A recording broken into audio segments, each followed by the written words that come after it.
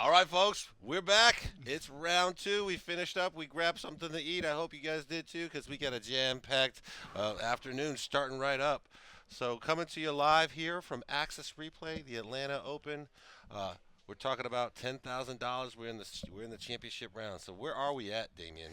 So right now we're in the semifinals. That's right, semifinals. So That leaves us with four players four left. players left. So yeah, Adam Siegler. I don't know why I keep saying that. Richard Siegler. Richard Siegler Versus Justin Lois and That's right. Sean Naden versus Nick Nanavati. Nick So there's some Nanavati. discussion while we're away at lunch about the last closing minutes of the Justin Lois Sean Pamprine game. game. You guys saw them hug it out. There's no issues on their end. There was So the time on the last round dipped beneath 5 minutes, and for you normally Justin Lois. and you can't start a new round if it's under 5 minutes on the According to ITC ITC clock. rules, But yeah. there were some refs at the table watching that game, and at one point during the game, Early turns, Pam- it's like turn 1, turn 2. turn to that Pamprine inadvertently went a few minutes over on Yep. to Yep. Lois's clock. So they acknowledged that. They did not reset the clock at that time, but clearly used more than 8 seconds And- of Justin's so time. what they ended up happening after Justin hit the turn to go back to Pamprine for the 6th round, he was at like 4:52. Right, and so you can't start it if you're under 5. And he had used exactly what And Thomas Pamprine said, had used a like few a minutes. couple minutes. And that was watched by the judges. Both players knew that was Refs. the case, the refs. So they knew that was the case. So they allowed to play that turn 6. And there was some just issues on Pamprine's from a distance perspective to get at those carrots he wanted to shoot at. His Centurions couldn't get closer to the characters to shoot at him, and that was what cost the game. So That's right. very tight. You saw them hug it out. They are good to go. Everybody's happy. So no issues on our end. So exciting round 2. Here we go. The semifinals. So again, the top 8. We're now down to the 2 top tables. 4, or the money round. So again, we're handing out $10,000. So to the there's 4 your players bracket. who went out, they are still getting the money.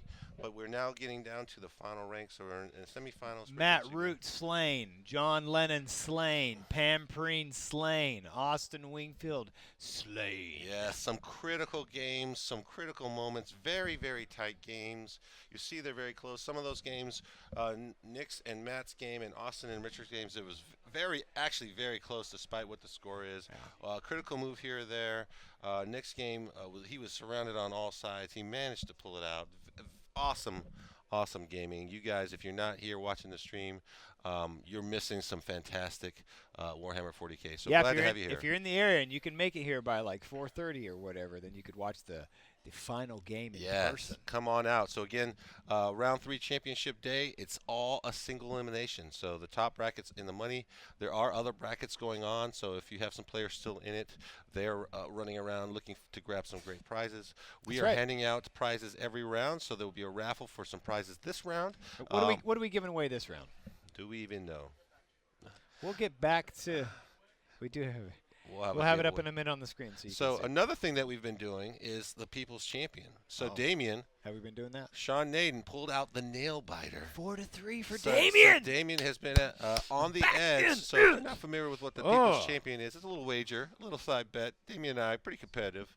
And we really wanted to give you, the viewers, something to root for, something to cheer for. He's saying that. Really what it comes down to is we wanted to roll some dice.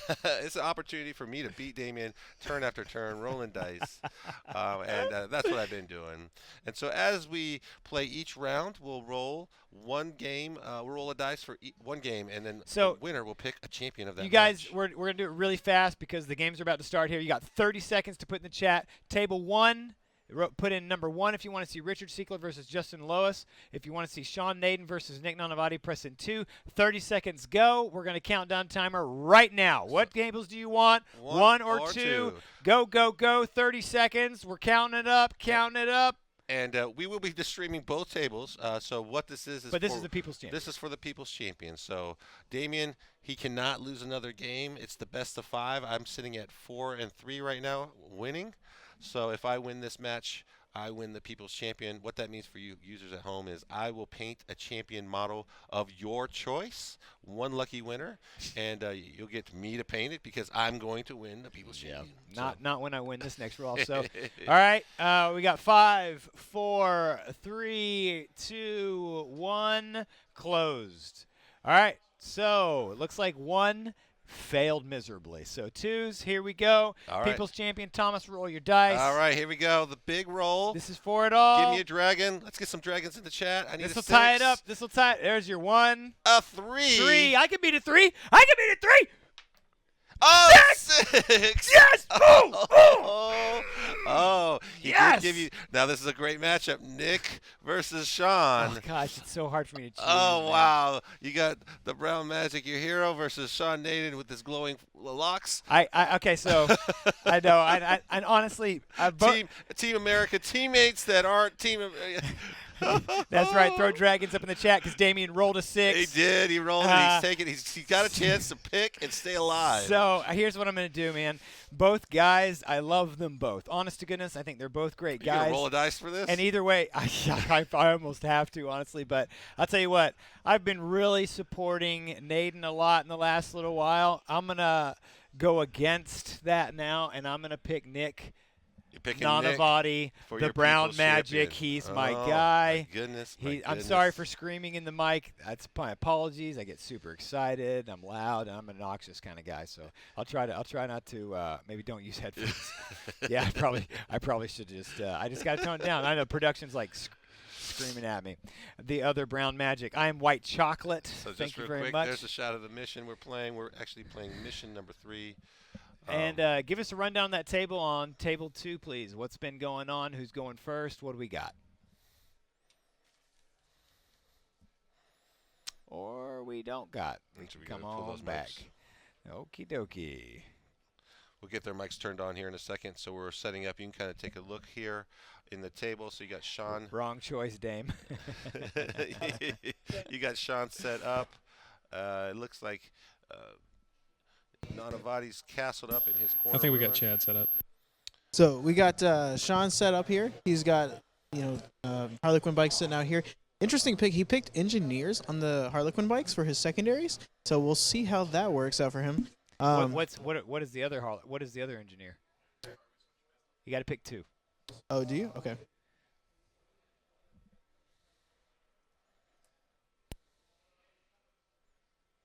Looks like Nick's really castling up here. Oh, the Guardians are the other squad. Guardians for the engineers. Who's going first? So who is going first? So Nick won the roll-off, but he deferred first turn to Sean. Nice. So Sean is going to be going first unless somebody sees. Here we go. Nick not familiar. He's got the pistols out. Nick not familiar with that type of high level 5. So Nick does not see, so it is Nick John's does not turn see. 1. It is you can see we got our active ref there watching the clock. He didn't see because he came first turn. Yeah. Well, he sets up, the wrong way. All right, so he's got grab devs and the suppressors in reserve as normal. Everything else is in that corner. Sean is deep striking the Shining Spears as well as a unit of Guardians and the Rangers. What is? Thank you very much, Chad. Let's jump over to table 1 and just see what was picked. We didn't even do the secondaries. What secondaries did they all pick? Okay, I got you. Sean has Recon, Engineers, and Butcher's Bill, and Nick has Butcher's Bill, Gangbusters, and Pick Your Poison. He has picked the Shining Spears, the Purple Night Spinner, the Altark on a bike, and the Incarn. So pretty bold choices. Okay, interesting. And keep going.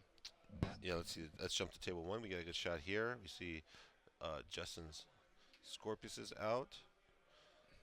Let's see if we can get the secondaries on this. Yes, we've got Justin's got the top of turn. Justin on his secondaries. First of all, they've got search and destroy deployment. On Justin's secondaries, he took Butcher's Bill, Old School, and Recon. Richard took Old School, Gangbusters, and Butcher's Bill. Richard is at 10 CP, and Justin is at 7. And who's going first? It looks like Justin is going first. He Forlorn Furied, a Smash Captain, right up next to Richard's castle. I see it. Yep. Now he's moving up his drill and the scouts in the middle, and then he's moving up over here also. Yep. Okay. Look at that. Justin being very aggressive. You know, he can't afford to be shy about all those drones. You look at Richard, So how many? just stacking the drones 5 labels deep. 5. Yeah. He's like, I bet he's practiced. How many drones can I fit in this ruin? Can you just snag that wall away for me in that L, just so I can see if they're within an inch? Did he right stack here in this corner? just of right those here in the drones. corner? Can you just pull that away for a second and put it back? No, they are not. They're not within 1 inch. So Can we just show the people at home though? Pull it out. Oh, on that top down. So go back to the top down. Yeah. Give me a top down and then just remove that for me so we can Yeah, just you look. can see. Look Oh, he's at that. clearly outside of an inch there. What a great shot. Thank you so much, Will. Why that's important. It was also discussed that was the intent also on the deployment, so there was no, hey, no, you can't. No question.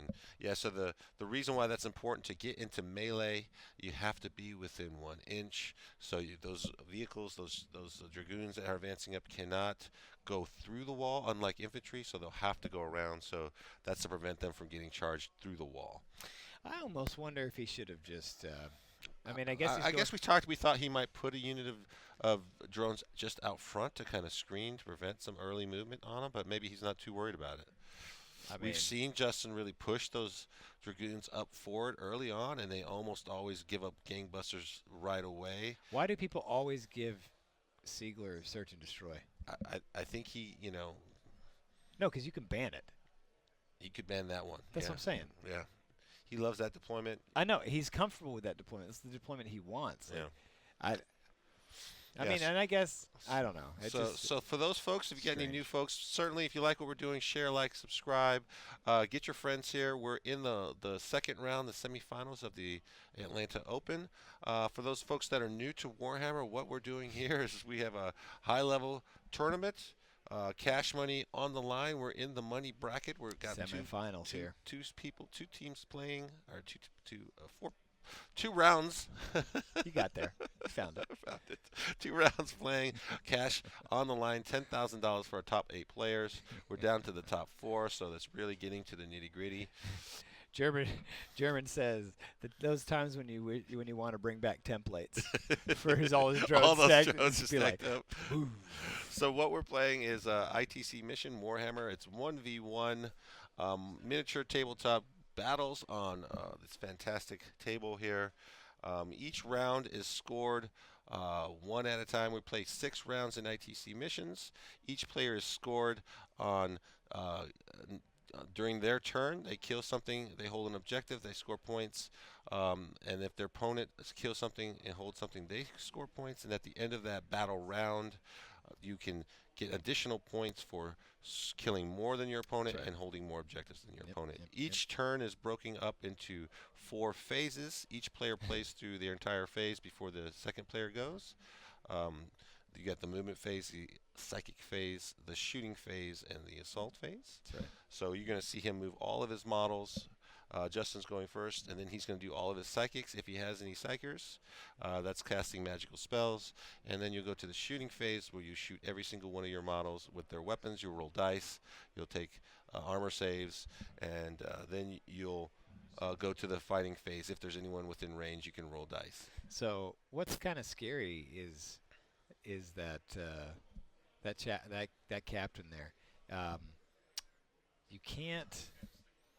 You can't stop this guy because, the way it's positioned, he's gonna make that freaking charge into that one Riptide. Yeah. He's gonna make that charge, and he can pass it off to drones, but he doesn't. Does he get his invulnerable save in combat? Oh yeah. Okay, so it'll be a 5-up. Yeah. Or. Yeah, he doesn't get to Nova until. So it'll be kind of interesting to see. I mean, he's really kind of banking on maybe he rolls some ones that he fails to look out. So the drones, you see a lot of drones there for the Tau player. He can still soup it up though. They have the rule for Savior Protocol, which lets them basically the big suits and the characters can look wounds out basically to them. They'll basically step in front and take the damage. Forlorn Fury is how that captain got up there, by the way. That Smash captain.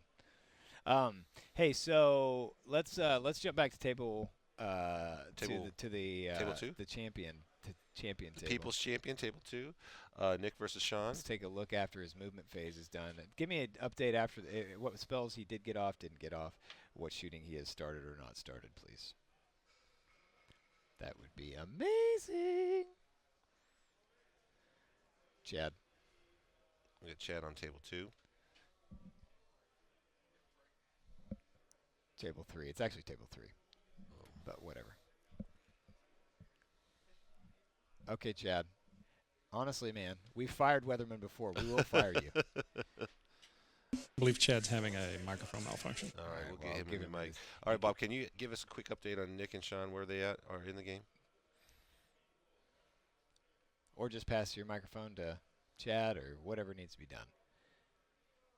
I think we're casting Psychic Power. Or no, is he shooting Right now he's firing his Night Spinner. I'll into? find out what psychic powers he got off in just a second. Is he shooting into the Thunderfire cannons?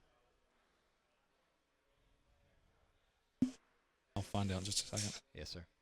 Thank you. So he's putting his cards down to show which powers went down. Is that not working? Is the battery dead on it? Yeah. I was just making sure his battery's not dead, man. Protect Jinx. It's not unprofessional to ask him if his battery's dead, dude. People need to know if the battery's dead. We're about Chad later. We can So it looks like he got Protect Jinx off on the on the Harlequin bikes. Protect and Jinx got off. on the bikes, on the Shining Spears. Yeah, on the Shining Spears. So his Well, turn. it's laying in a pile of things, and there's a bunch of Harlequin bikes, and there's some Guardians in there as well. And now his turn's over, and we're going to Nick's turn now? Yeah, top of Nick. Nick's movement, and Nick has pulled a drop pod to drop on the table. Oh, my gosh, dude. Yeah, he He's did just pick one of dropping these guys right from in the Mark back. Shining Death? Spears are in reserve. So, the Shining Spears are Look, in he's reserve. dropping those devs right in the back, man. Yeah, he picked that guy. As So Mark Death. so when he picked that drop pod up and went to the back of the table, Sean asked him, he's like, "You can bring a drop pod in on turn 1?" And Nick's like, "Yeah, bring a drop pod on turn 1." So I don't think Sean was was planning for thinking that. about it, wasn't planning on it.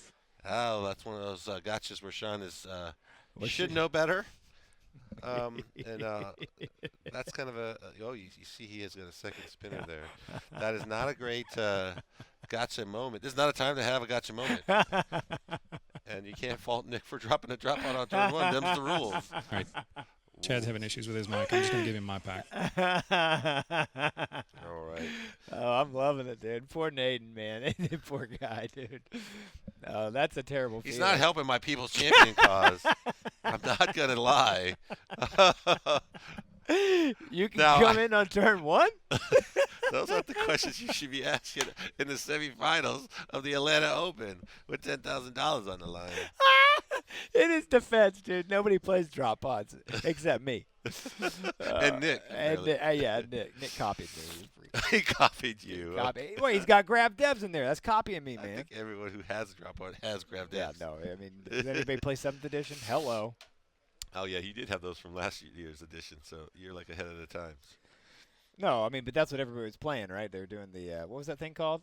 What was that formation called? Oh, that was even way back, yeah. I'm not even trying to remember what you're talking about. I'm looking at this beautiful setup.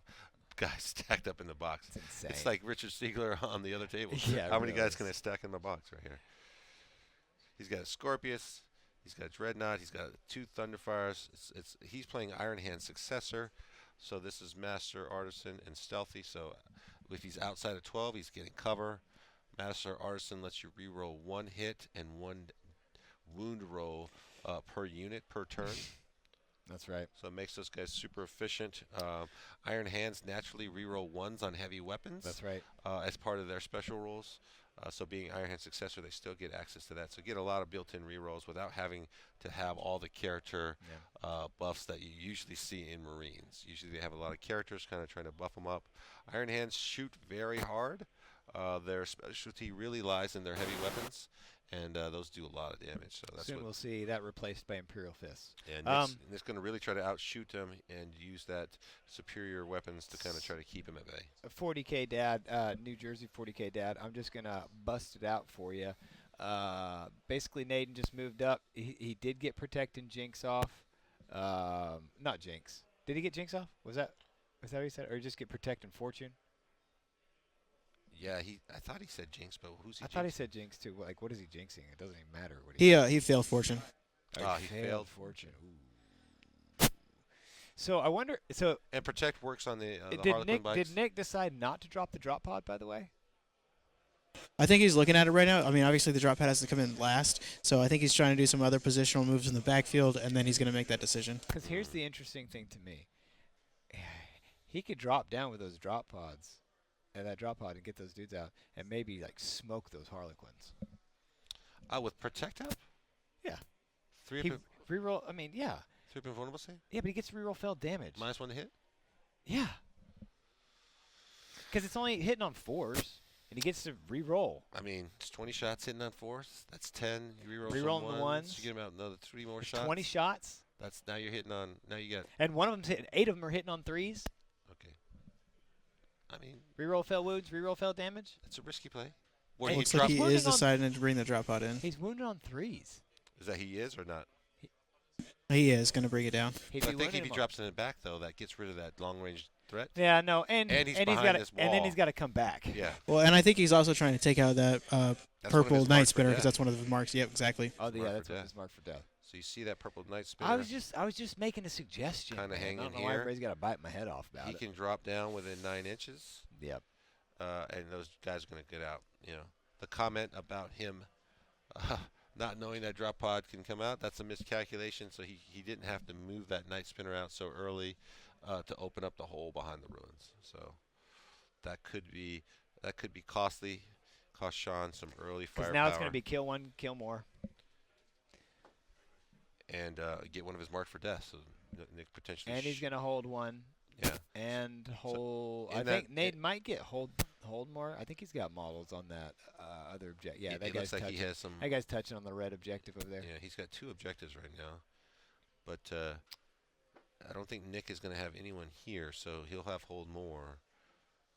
What all just got out of that drop pod? What is that? Back So that's a unit of 5 sniper scouts there? Oh, okay. and, And 1 unit 5 of devastators and 5 with devs. all grav.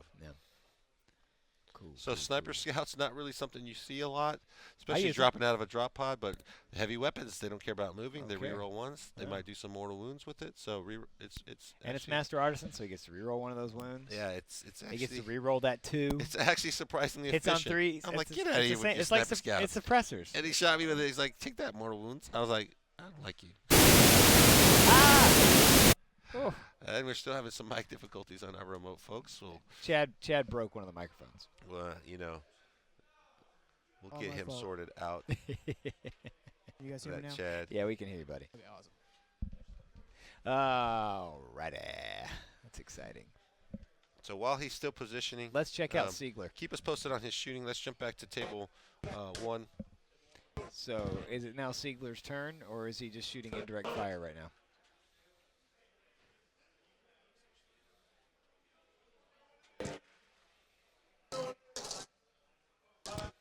Will, are you just tapping the mic and letting it go? Oh, So can we're you not just- talk? We're right at Oh, that. okay, what was? Sorry, I kept having stuff go off. No, I've got a shot right here that I'm about to get. We had the Leroy Jenkins Smash Captain Yeah. have a hole right here in Richard's Castle. Holy Oh, moly. oh. So we just had Leroy Jenkins coming in. He's Leroy right in the, he's in the, Jenkins. he's in the hole. He fit in the hole. Oh, okay. Are you really? You're gonna put that one on the list? You want that one on the list? You just want it on the list, don't I you? didn't say that. So It's so stupid, man. so Justin has already killed 1 unit of drones. And so he's trying to pick up a 2nd unit for his Butcher's Bill and do as much damage as he can. Is he shooting with? Has he already shot? So he's already shot every. shot all his now he's weapons? attacking with He's assaulting now? with Yes, the, he has already blown his load with his shooting, and now he's in the assault. So who is he targeting with that smash captain? I'm done with both of you guys, man. And he just spent 3 CP to swing twice. So who did he hit the first time? More drones. He's just swinging on drones. Just smacking drones in the face. He's just trying to get some kill mores and get his butchers. That flat 3 damage. Would you swing into a Riptide though? Not with a lookout. Because he could just push those lookouts to different drone units, so you're not going to do any effective Versus damage. just like picking drones up. Yeah. Yes, Richard deploys so smart to where he can pass off to multiple units. That's So he what can he always- always pass off. He always does that. Yeah, that was the challenge that Well, we thought Austin had in the last he one. might try to play for the one game, But but that's just so bad. because even if he doesn't kill it, even if he wounded it really bad, he's just gonna soup it up. Looks like he got some drones. Did he get enough to kill the kill? Did he get that Butcher's Bill? Because he killed 1 drone unit already. Can we switch the scores to table 1, please? And you know the good thing about this too is that captain's going to get killed, right? Like, we all know And that's then going to he's- happen, yeah. but he's got to force him to move out of the way. The Riptide's No, he gotta only move. got 1 kill, but he picked up an old school point. He got his first strike, So so he's the- got to force him to move now, because if he doesn't move, he'll die and then fight again. Right? So the well, no, he's going to be out of combat when he. He's got to move. Yeah. He's going to force him to. When so the indirect fire didn't kill anything. No drones died from that. Both shooting. That's crazy, dude. Because he could straight up target a 2-man unit. We have 8 CP left for Richard and 1 left for Justin. Oh, it's backwards. So, No, it's not backwards. 1 for Justin and 8 CP for Siegler. Oh, yeah, oh, sorry. So I he used a misread. lot of CPs to try to go all in on that. It's I interesting strategy. legitimately did just Siegler roll 4-ups like he does, and then 5-up, feel no pains twice. Yeah, he just did Ziegler things. Just So throw- he throw life. killed 1. Justin got kill 1, and then hold 1, and then he picked up 1 recon and 1 old school. Just and tell he's me. down to 1 CP. Can you just tell me what the tanks did though? They did. They pretty much picked up 1 drone unit with their indirect fire shooting. If they picked up a unit, then It was the only complete unit he wiped. oh, so the swinging just now from the Smash Captain did nothing. Correct. It did not completely kill a unit. Now I'm on the same page. Yeah. Okay, I thought I misheard you then. My bad.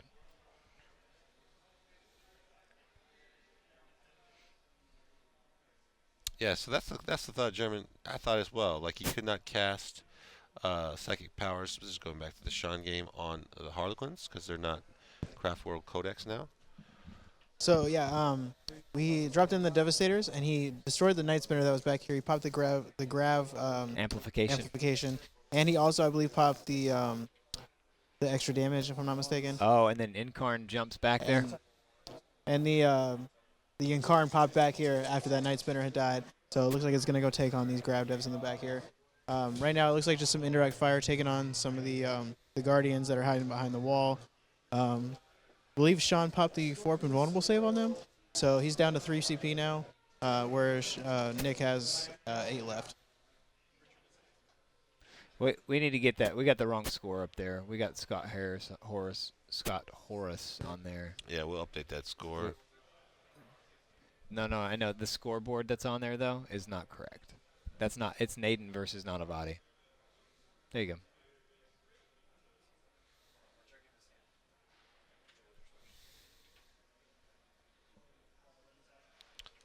So you see the Incarn jump back there. So she has the ability to I- pop up when a unit dies. So not totally having to redirect everything because the Incarn could really just bounce around as units pop.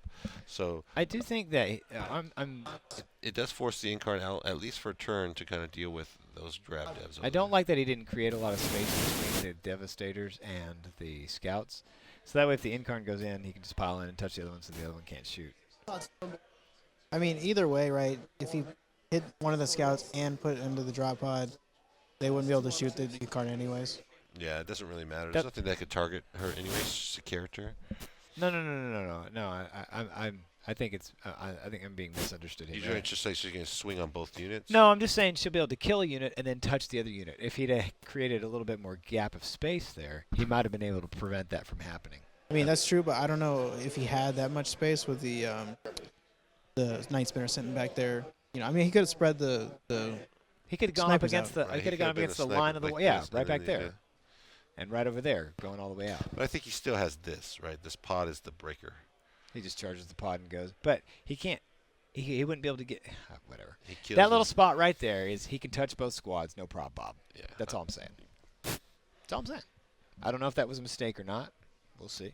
I guess we'll find out and see. I mean, I'm a- it draws the Incarn back, so that could be a decent play for now. Yeah, but the Um, Incarn can just pop back wherever anything time. Yeah, you got a quick shot here of Siegler back on table 1, pulling up his Fire Warriors. And are these Pathfinders? They look like Pathfinders. So All right, so we're back to this. So, did we have powers cast on those Harlequin bikes? That seemed like that was something that happened earlier. are we in the? Yeah. What powers did he get It off? doesn't look like you can cast powers on the bikes because they're not Craft World. He can't cast the Inari powers on them, obviously. Yeah, there was a protect cast, or what was that cast on? I don't see any psychic cards on the table. Not so I don't now, know. so we'll verify that. Did he not get anything off? Remember, the Incarn looks like he's moving up now, so they might not have got to the psychic phase this turn. Well, it looks There's a little debate about like how the Incarn can work and if she's on the table or is she allowed to come in if she wasn't on the table to start. So, Oh, on turn 1. yeah, but I think it's going to be resolved in Sean's favor here. what do the rules say? Kelly and Steven are looking those up right now, so they have the book with them.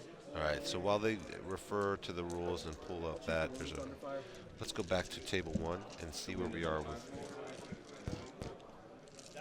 Did we Justin figure and out what our Seagan. giveaway was, by the way, for this round? I'm being told to pause my thought train on that. Yeah, we'll get that pulled up here for you guys. Every round, we've been giving out some great swag provided by the Army Painter, so big shout out to those guys. We have a starter paint set, so everyone needs more paints. If you're just new to the hobby, That's Fabio. Army Painter is fantastic, so starter paint set is just what you need. So hit exclamation giveaway, and then at the end of this round or sometime in between, we'll award one lucky winner Army Painter paint set. It's That's right, fantastic. buddy. That's right. Should be excited about that, guys. Yeah. Super sick.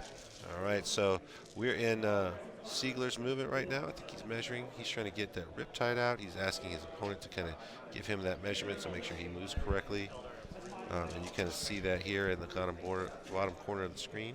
He's jumping. I want to make sure he can quite fit.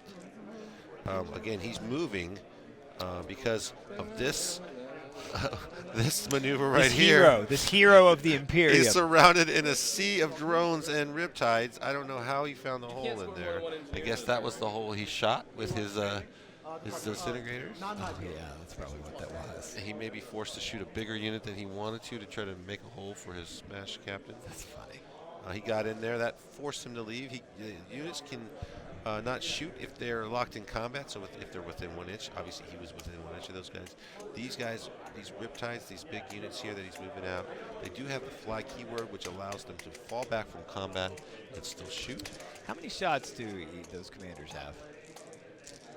Ooh, it depends on which gun. The cyclic ion cannon. We can pull that up. Cyclic, How do we do that? burst cannons. I forget exactly what they're called. Ion blasters. Let's show it. It looks like that's Assault 3 per gun. Do they have 4 of them on there? They have 4 cyclic ion blasters. We have the power. We have the power to check. You have the power. 3 cyclic ion blasters. So 9 shots coming out in each guy. And let's see, what was the strength? Pull back up again, please. Strength 7 strength minus 7 1, and one. you can overcharge it. So he is in cover. And you only take 1 mortal wound. So the thing about this, unlike normal kind of plasma type weapons where you overcharge it, it's D3 damage instead of 2 damage. And if you just roll 1 or more ones, you take a single mortal wound. So you're not just like popping off a lot of mortal wounds on yourself. So it's pretty powerful. And he's got a couple of those commanders. And he also has a cold star. Is that the right He one? has a cold star, yep. It's in the other The detachment. other detachment. There it is. And he is using his Monka this turn, fellas. He did pop Monka, so he can advance and shoot with no penalty. That's how he's able to move as far as he is up here. He's So- got to move those drones now. He's kind of forced his hand a little bit with that placement. So quite interesting. He was not going to allow Steven Richard Siegler, why are we getting these names? To get in there and just camp in that hole for too many turns, which is what Siegler's been doing for a lot of his opponents. Oh, he can't advance out of combat, though. Oh, let's double check to make sure that I haven't stated that incorrectly. I don't know if he has advanced. How far do they move? 16? Let's pull that up. Riptide's only moved 12, I think. So I don't know if he could move all the way out of there. Let's double check that. We might have to have a ref check to see if he advanced it before it gets The too one far. that was in combat did not advance. The others There were did. there were two in combat though, weren't there? Yeah, that's what they were discussing as far as his movement. When he moved, he did not advance the ones that were in combat. The one that went the farthest advanced. Of course, But- Riptide only moves. So I guess my okay. All right, I guess they figured it out. What were you worried about? Nothing. There's one in combat versus 2? No, I just didn't know. It doesn't matter. I'm not worried about anything. It does matter, but they figured it out. And there's a ref sitting right there. So Yeah. I'm sure they did it right. Yeah, we got active refs on each table, so every rule is checked and verified. And Siegler's not trying to do anything shady, dude. Like the dude knows how he goes, and he plays very, very clean games. So if that farthest Riptide is right there, I maybe this is me being a bit naive, but I don't think it is. This is just going by the record of me playing him a couple times myself and in tournaments for upper levels of the tournaments. Well, I should. Come on, David, shut up. I think we're all good. All right, so let's see what he's doing here. What's his thinking going on here? He's still positioning drones. He's being very careful. What he likes to do with the drones, you see they're kind of snake. You see how He they're likes all to different mix. kind of colors. That's to really keep track of the different drone squadrons. When he looks out with his saber protocols to a drone, he can pick them from any drone unit within 3 inches. So he wants to stay close, but he also wants the opportunity to pick different drones from different units so that he doesn't allow his opponents to get kills. Remember, for ITC, you get points for killing units, you get points for killing more units than your opponent in a turn. So his ability to kind of pick and choose where he pulls those casualties from allows him to preserve those units and really force his opponent to have to kill a lot more drones than it would normally take to get a kill. Yeah, that's right. Unless you target the drones directly, anything targeted at his big suits. Again, his big suits are really the things that are doing a majority of the work as far as shooting back offensively at his opponent. Those guys are using those guys as shields to kind of protect themselves. So it looks like he's down to 3 wounds on that captain. On the there. captain. So he's trying to make sure that, one, that captain is going to be away from those drones more than 3 inches. So if for some crazy reason the captain survives, he doesn't get an automatic That's a free tight 3 inches, though, dude. heroic intervention. Oh, there. Now looking yeah, at it you like see that. it's all No, cleared out? that's outside of 3. That's yeah, for exactly sure. what's going on there. Yeah, they're both talking it out, moving, adjusting, and both agreeing before they move on to the next thing. What- It's what- been very professional style. What's the time clock look like? Justin is sitting on 111. Richard is sitting on 114. Yeah, cool. Plenty of time. So yeah, you see that clearly don't want to be within 3 inches. Characters in the game can heroically intervene. What that means is at the end of the opponent's assault phase, if they're within 3 inches of enemy models, they can pile in. Basically, they're heroes. They're stepping up into combat, saying, "I want to fight." So can I give you my concern for Richard? What's that? I am concerned about those Electro priests jumping out. Are you going concerned about across this that- board edge right here?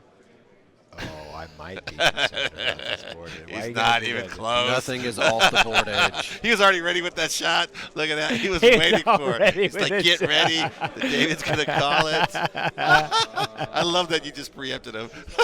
So, David, I don't know why. He just is very salty about anything hanging off the edge. There are rules about Because it. it's against the rules. The rules Oh, are I'm sorry. the end of Oh, the- I'm sorry. The end of the world is the end of the board map. So Golly, there's nothing on man. the other side. It is a smash captain. He went YOLO on the first turn.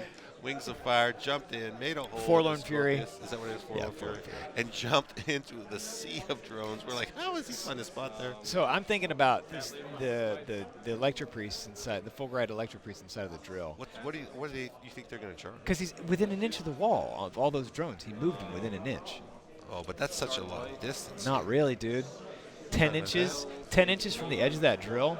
Dude, he's going to be well within the edge of that L towards that objective, that blank objective marker. So and 10 then from inches there to is there about is, here. and there to there is 6 inches. We know that. Yeah. So that's a 5-inch charge, effectively. Yeah, pretty close. I mean, our rough math. And then here. what he's going to, it is rough math, but I'm saying roughly it's going to be around that. And then if there's any characters within there, when he makes that charge, he's going to freaking be able to pop off and smack the dadgum. So I'm talking about there, so and then to there. Yeah. He did pull the smash captain with his shooting so far. Yeah, we knew that was going to happen.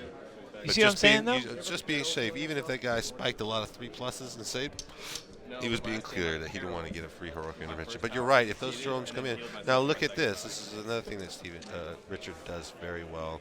Is if you charge this unit, there's somebody within. Yeah, but they're not going to be able to that.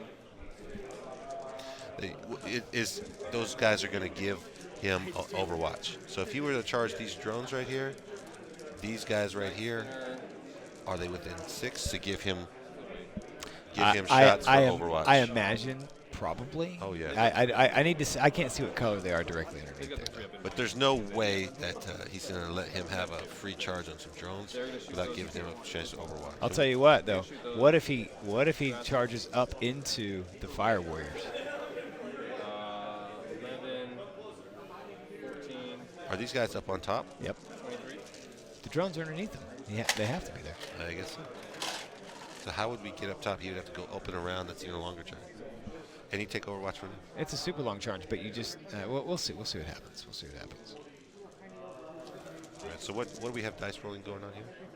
This remaining shooting from Siegler. Shooting at Not remaining, probably the majority now. from the Pathfinders, just to try to get these Dragoons lit up with marker lights so they can get bonuses to hit against the Dragoons for the rest of the big guns. Tries to make his saves, fails all those. Leadership's not 5. So you see he's marking a dice there, how many wounds he's taking on that. Wow, particular dude. Look at these the hits. rolls. Oh, man, not great wounds, though. Toughness 6 on the Dragoons. Pull up a stat of a Dragoon. It's tough. What we need to pull up is the strength Of Siegler's. of the guns. I think it's strength 6. It is strength 6. So winning on 4 is not great. Heavy burst cannon. But he can get plus That was one his wound. breachers guy shooting. Now he's going to the Riptides. Yeah, the So Riptides. did he get? So he did a wound. So did he pop the strap for +1 to wound? Fortune goes off. And He has not popped that yet. He's got 1 Dragoon down to 1 wound. we go for the fucking He's taking 5 wounds off of that one Dragoon. He's firing now with his burst cannon. He may have Nova charged it for additional shooting. Riptides have a Nova reactor. You can see he's already kind of marked on here, potentially taking some wounds. So yeah, the Frenchman. Those little wound That was counters. a good roll. He rolled a 6 there. It blows. Is he gonna CP it? With the last CP? Nope. He's like, He died. He blew up and does 1 wound to all the guys. not all the guys. To Just the Oh, one just unit. one guy. To the unit. Yep. Takes 1 mortal wound. Dragoons actually have a -2 to hit Yeah. They're natively -1. If they're Stygies, because they of get an extra because minus of if you're outside at incense, 12. and then And they've got because some of aromatherapy Stygies. floating Some around them. aromatherapy. They got aromatherapy floating around. Yeah. They need some incense because they got those just like little servitors hanging loose. Like, when's the last time those guys took a bath? Oh my goodness. Yeah, we do need to see the People's Champion. Let's bop out. We'll see if he clears off those drones or not. It doesn't really matter at this point. I mean, it does, but let's see what's going on table 3, please. I'm gonna charge the. And we can switch that. You can clear the heavy burst off, please. And we'll jump to stats on table 3 as well. And Chad, please give us a rundown of We're what. table 2 now. Thank you. Table 2. Well, So- technically it's on table 3, Okay, but all right. Is it? All right. So it looks like all he's been doing so far is taking a bunch of smites and some other stuff and putting them into the intercessors up front. He has moved the Harlequin bikes up to an aggressive position. He's assaulting now through the walls. We're going to see what's going on. He got Fortune and some other stuff off on the Guardians behind in the back. so just Fortune and Protect probably. Yeah, I believe so. He healed the Incarn back up when she took a couple wounds from the snipers, but otherwise not so much. He has Sean put a couple wounds on the other Thunderfire cannon, has not killed either of them yet. He's just trying to slowly sniping them with the Night Spinners. But this is going to be the big turn, I believe. This is like the assaults that are going to happen. So if he can make some big moves here with those bikes, tie up that big castle in the back, it's going to be a big problem. I think he's going to. I don't think he can tie up a lot though, can he? I don't think he can. I mean, he can probably trap maybe one of the intercessors that's sitting on 1 wound out here. Yeah, but then that Dreadnought walks out and dick punches him. I mean, that's true. So it's going to be a tight battle right here. And let's get a quick top-down shot. Yes, so you can kind of see. His hair is beautiful, smelly. I bet that hair smells good today. Yeah, we've got this outline here. There is a ruin there. We've kind of moved it out of the way just to aid in the charge and the measuring. So it's not completely open there. You kind of see those guys all stacked up. It's very similar to this side where they're just hiding back there. So you see them really getting ready to kind of measure, declare. Who are they going to touch again? For melee, they got to get within 1 inch. I mean, they're not great in combat against non-vehicles, right? Depends if he's taking the spears or not. So let's pull the list up. So Spears are 2 damage, so they can really. so these are not the spears here. The spears are still in reserve, right? Yeah. No, not the spears. They He's have talking about for the the we're talking Harlequin about for the bikes. Harlequin Oh, bikes. gotcha. That they upgrade to the Zephyr Glaives is what they're called. Haywire cannons and star bolas. So He he's does got have two Zephyr Zephyr Glaives. glaives. So he's upgraded 2 of the guys to have upgraded weapons. Those are strength 5. I believe they're -1 or -2 damage. I guess we have that ability to check. Zephyr Glaives. There we go. Man, look at that Look at coming this up on the screen technology. right there. It is +1 strength, -2 -2 flat So it's 2. only +1 strength. So it's going to be strength 4. So -2 2 damage. But that will kill intercessors if he gets moved through. He will, but honestly, what Sean likes to do is he doesn't like to swing those good weapons right now. He likes to swing the little guns that everybody comes with, or the little weapons that everybody comes with, and then trap and then kill on his opponent's turn. that makes sense. It does. Let's see if he can pull it off. It's not an easy way to trap there, based on those guys all being packed behind that So wall. we've kind of been seeing these lists all day, guys, but there it is again for those of you just joining us. And for those of you that are just joining us, this is the Atlanta Open. That's right. We're on day 3, Championship Sunday. We're in the semifinals of the top brackets. And you're here with Thomas Bird, man. You guys got Bird in the house. And Damian Owens. Oh, I'm just slinking around the studio like Gollum, dude. That's my job. Thanks so much for joining us. If you're here in the Atlanta area, we are down at Access Replay. It's open to the public. Come on down and meet us. Meet these champions. Meet It is single champions. elimination today, so every match could be their last. We're down to the semifinals. There's only 4 players left in the top bracket. Here we are. You seeing Sean Naden versus Nick Nanavati. And for those of you, if you don't know anything about 40K, these guys, these are veterans of the industry, Yeah, guys. when we talk about Warhammer, talk about tournaments, these guys. you hear their names whispered among players. They are always in the top. They're always in the top action. So Great here's an players. interesting play going on right now. So we got Sean. He's doing the bikes first, right? He has charged the Incarnate here into the scouts, but if he does the Incarn first, it doesn't allow him to jump back into Nick Nanavati's lines afterwards. So he's doing the scouts, or the speeders over there first. Harlequins, yeah. The Harlequins, yeah. So He's trapping here. that way he's going to try to get the trap over there Try and kill some point. over here. I think he's probably going to hang out in the back with the Incarn for a turn at least, let Nick's suppressors come in, and then we'll see what happens. He's probably going to jump after that. Yeah. So he didn't kill anything, Yeah. right? Yeah. He's killed like, I think a 5-man intercessor. No. I'm sorry. You're right. I misspoke. The Incarn. He didn't kill anything in combat right now. He has Just now not from the swung yet. bikes. Yeah, I believe he killed that one He swung with intercessor. he just swung with the dude and then trap now. And you see him trapping. That's a very high-level assault move. It's pretty standard to keep your guys from getting shot in the return fire. There's rules in the game about I don't want to shoot my friends if they're locked in combat. I might hit them instead of the enemy. So if you're within combat, you're immune to shooting. So by trapping that model, you can. Sometimes it's called tri-pointing. You see 1, 2, 3 right there. Yeah. These guys, they really are really trapping this guy in the center. Yeah. And what that means is if he cannot move out of combat, he cannot get away from 1 inch. Yeah. He cannot fall back, and that means he's still locked in combat. That means that now that unit is protected from So shot. another thing for you guys. Sorry, go ahead, I Jeff. was going to say, it looks like Nick's now trying to bring out his Smash Captain that's hidden kind of in the very middle of that whole blob in the back just to take on these guys in his turn. But before that, he's moving up the intercessors. The intercessors are no slouch though either, right? They have a good amount of attacks. You are -1 to hit the bikes, but they don't have much of a save. A 4-up vulnerable save. They can take big gun Are shots. they in range of the captain for reroll ones? They don't really want to have hits. I believe the answer is no, they're not quite in range.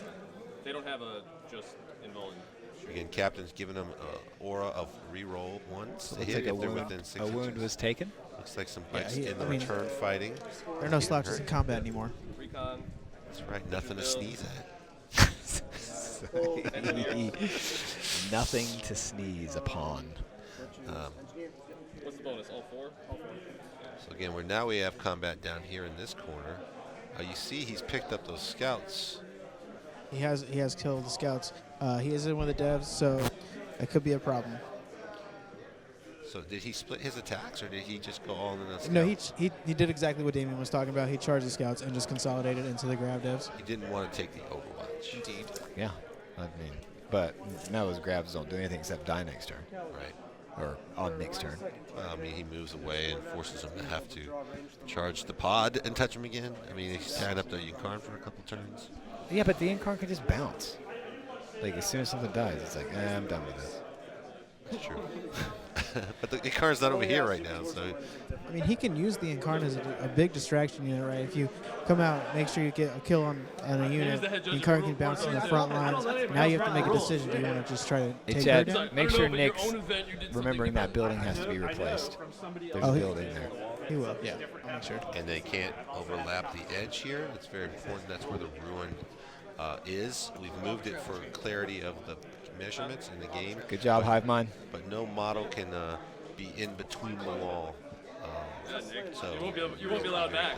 Good shot there. You can see really up close the model that's trapped by the bikes. It's fantastic. And then the intercessors that are coming out of the wall, those Space Marines there. And Nick's going to bring that Smash Captain you set out there and cut those bikes in half.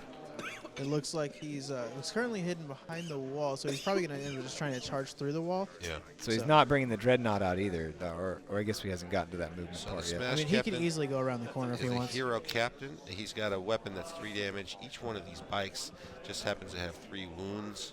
So a great weapon choice. Well, and another powerful thing, so Sean went first, right? So this is what I'm excited about for Nick. Sean went first, and unless he can make that charge when he drops those spears in, Nick will drop down and cut those spears in half with his suppressors. Yeah. Because it doesn't matter where he drops. Yeah. Nick can drop down and see it. And out of range. So, yeah, when you put guys in reserve, it's all about timing. When do you bring them in? When do you use them? You got to get them to most effective use. Can you position them in a way that you can do maximum damage and still protect them on the next turn?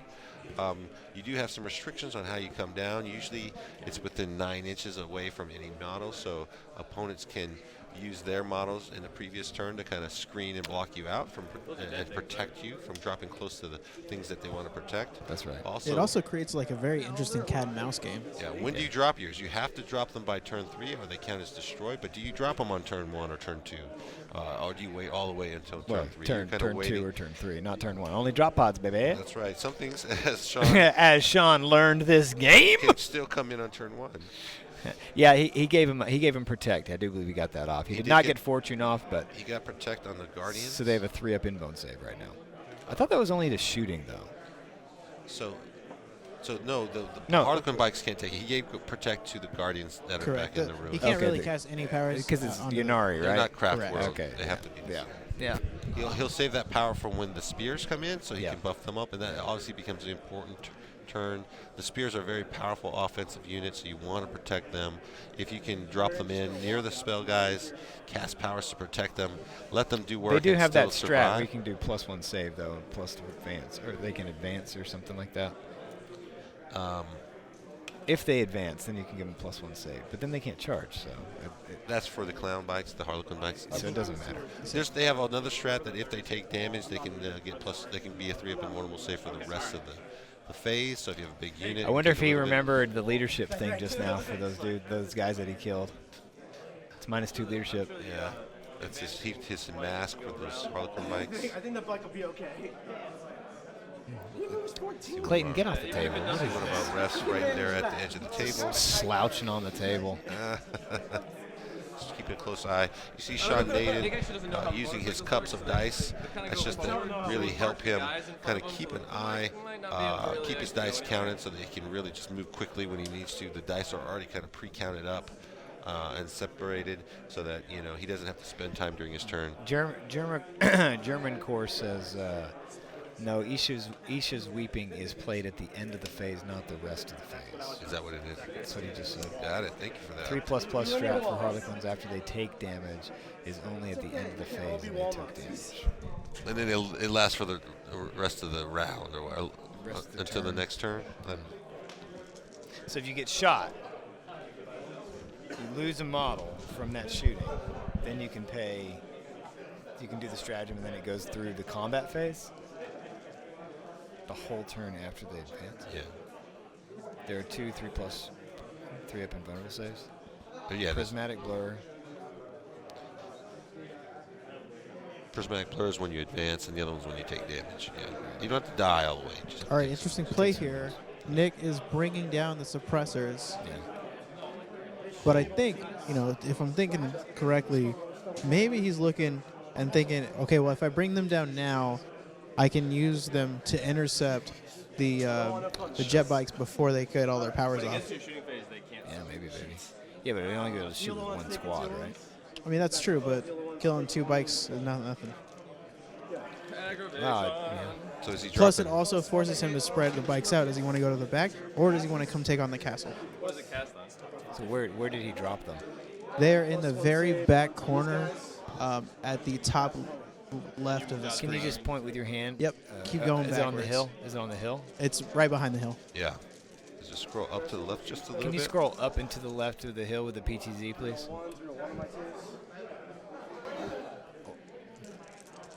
Some shots of Switch. his shooting. This is the suppressor shooting. See him Look make at a all those reroll for So, damage. is that them right up there? What are they shooting at? There's nothing in 6. I don't know if they can really see much. They probably are just going to shoot some guardians, or they're going to shoot at the He's probably shooting here at this, right? the I guess you serpent. should probably shoot at the serpent. There Yeah, goes. he goes. Gone. Suppressor picking up a Like, that's night what they do. spinner. That's what they do. It's -2, 2 damage, man. minus- -3, 2 damage, man. Get it out of here. Oh, Yeah, but did he doesn't put Wave- it back? What happened? Yeah, wave serpent. He's like, I probably have feel no pains, and it's half damage. No, or no, minus it's one a damage. night spinner. Oh, that's the night spinner. Oh, so he killed.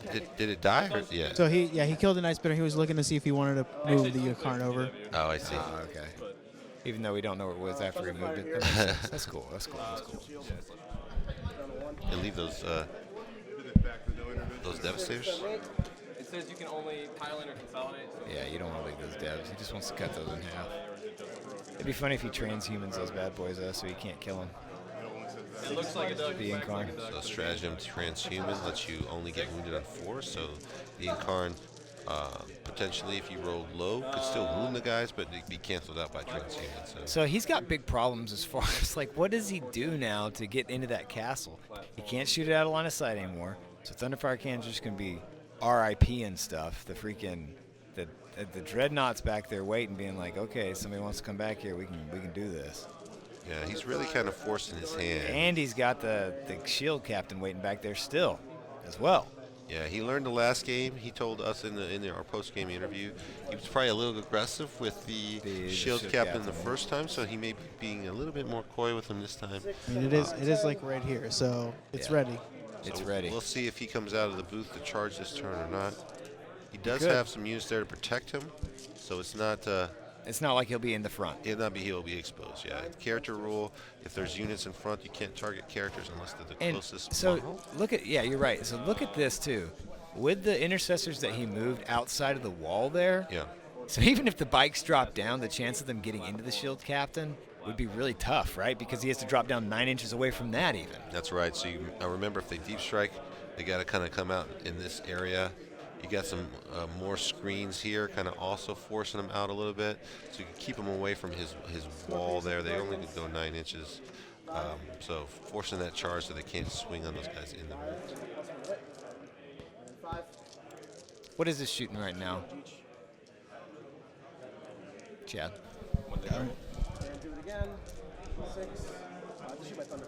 This is the Thunderfire Cannon shooting at some guardians in the back. Shooting at guardians. So artillery. That's one of the next Indirect targets. fire. He's got. He had night spinners on Sean's side. You have thunderfires over here on Nick's side. They both can shoot out of line of sight. Did he shoot him twice? He did. He shot one of them twice. So real quick, another interesting play from these suppressors. It also now allows, if he wanted to drop the new bikes behind the wall, it makes them kind of have to force, like, does he want to come to this side? Because he's going to get shot by suppressors if he goes on the other side now. It does. It does. The suppressor's so good for placement, right? What Chad's talking about is if he uses this ruin to maybe hide for a turn, he's now visible to get shot in the Because back. those suckers move 12, man. They will. So, and they also shoot 48. And they shoot 48, Yeah. so it's like you just can't hide. Can't, accelerator autocannons. Here's the stat line on those guys. Yowza, 48 inches. You're -3 with the Devastator Doctrine, 2 damage. And then being a successor chapter, Yeah, you're talking about, they get 6 shots per guy, right? And so, or 6 shots from the squad, excuse me. And so, and this is from Nick himself. He's like, all right, ideally you roll a 1, 2, 3, 4, 5, 6, right? Iron Hands lets me reroll that 1. Master Artisans, which is part of their successor to chapter, reroll right? one I hit. get to reroll that too. Now I'm hitting on everything Now else. it's 100% accuracy. So he's like, if I don't get it, if I roll 4 hits out of those 6 I've after all the basically rerolls, missed. he's like, I've really fumbled that roll. I was like, I But can't. then he showed you. And then I'm like, I can't argue with that. So it's very efficient for 90 points. Of course, Iron Hands. Look at that shot. That's pretty cool. You man. get some nice shots of those scouts across the board. That's a cool shot. That was a nice one. That was a nice action shot. Let's while they're doing this, let's jump back to Siegler's table and see what Justin is doing. It looks like he's still got a couple of Dragoons on the table. Switch the stats as well, please. Table 1 when you're ready. Give us a rundown, Will Clayton. Justin is putting in some work. He's killed 5 units, 4 drone units, and 1 of the breachers. Right now, he's shooting his Thunderfire cannons, and now he's getting into his las cannon dreadnoughts. And so now Richard is passing them off to drones, pulling drones. So he's set up for his charge. Wow, look how many drones he's thinned out He's there, thinned Thomas. out a ton of drones. I don't think I've seen Richard lose this many drones all weekend. He's got his Thunderfire cannon just dropping shots long He's range. killed 22 total drones so far. That's almost half. Oh. Are Almost half. are those the priests out in the middle of the table? Yes, they got out. he He's did get 'em out. He's pretty much going almost all in with all his assault this turn. I told you, dude. I told you. I told you. That's pretty. He's pretty far He though. has priest in the middle. He has the dragoons here. It's a ballsy move. He's man. got a lot of out of line of sight. That's what's But here's the letting him thing, shoot though. at the drones. It forces his hand. Like, okay, dude, I still got 2 dragoons left. Like, you have to thin both these units out, or they're going to cut your lines in half. Even 2 of those dragoons is still very, very violent. And he's going to charge this turn. He's going to pull more drones off with the dadgum. Dude, it's. Oh no, dude. The priests are going to charge those 2 drones sitting there and get a 3-up info and save for the rest of the game. Well, yes, Amy, but he looks like he's still within 6 here. So he's gonna Yeah, but get he's going to have to Overwatch. pick. Is he going to Overwatch into the dragoons? Yeah, Which are like, okay, cool. Well, the we'll dragoons are suck like, the wounds up. we'll soak the wounds up. Oh, then he'll acquisition for. Oh, he doesn't have enough CP to acquisition though. He's only got Yeah, 1 but left. 3-up info and save, dude. I've had it bounce off. When I played Secret, I had drones one time, dude. He couldn't kill my priest. You So. just gotta roll your drones. You Just gotta roll roll. 3 You up 5 just ups. roll drone saves and you'd be good. Just roll drones. I outdrone you It's- with my priest. It's what is it? What'd you say? It's nothing but a sneeze. That's nothing to sneeze at. Nothing to He's sneeze at. deciding right now where he's assaulting first. So this is going to be. This is that's a what he's big roll. This is contemplating actually right really critical in the game right here. This is a big point in the moment in the game. If he can break through the castle and do some damage right now, or get that unit. So this unit here, the Electro Priests, let's pull those guys up. Gotcha. They have a 5-up invulnerable save. That means they ignore modifiers to their save from armor piercing, and they have a 5-up, basically feel no pain. So additional save of a 5-up. Why can't I think of his name right now? What's going on with my brain? now. His electro priests are going in first. He's bringing the priests in. So the breachers are for the greater good, and the electro priest right now. Oh, he's got the breachers. So is he? That's an What interesting did he move. declare to charge? Just He the drones? declared the drones. And they're now the out of breachers they're out of here- 6 of the. No, they are within 6. There was question in the movement, and everything got answered. the So right now breachers. he's overwatching with the breachers that are on top. No. My question is he within 6 of that one Riptide as well? Ooh, that's a lot to lose right there. Here, no, he is not within 6. It's just the breachers. Just the breachers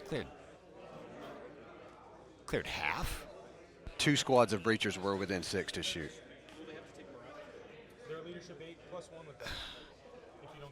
I don't know why he didn't bring in. I don't know why he used these guys. What's his plan with those guys? That's a lot of priests to lose right there. But now There's he's so like much- trapped in his freaking dragoons right now. Like the dragoons can't even go left. He's got to like. I mean, they can. I guess he has to turn the base, but that reduces your movement. I don't know, that's kind of a weird play. They don't have any other targets, so if these are dead, then. So what Damien's referring to is this guy cannot fit. Oh, we switched to another camera angle there. There's Justin on your right, Siegler the Machine on the left. I didn't realize he had his name on the back. Dude, he's a professional player, dude. Right here, you see that he cannot physically fit his base. He can't overlap your own models. It's too wide. He's blocked it with his own priest right here. I mean, he has to. I mean, I guess he could turn it. I guess. You lose movement when you do that. That's so, exactly what I'm saying. I mean, this is a long distance to start with. So a lot of people, guys, we don't count the oscillation on the bases as part of the movement. You'll see people move knights and different vehicles. They're like, "That's cool. I'll just go ahead and do whatever." And it's like, no, dude. Anytime that base moves, whether you're oscillating, whether you're moving forward, backwards, left, right, it reduces the freaking movement. Yeah. So when he turns that base, how far is that movement? That's about a 4 or 5 inch move just to turn that front Like of that just base. rotating this base, you got to spend 3 or 4 inches easily, just going like that. Easy.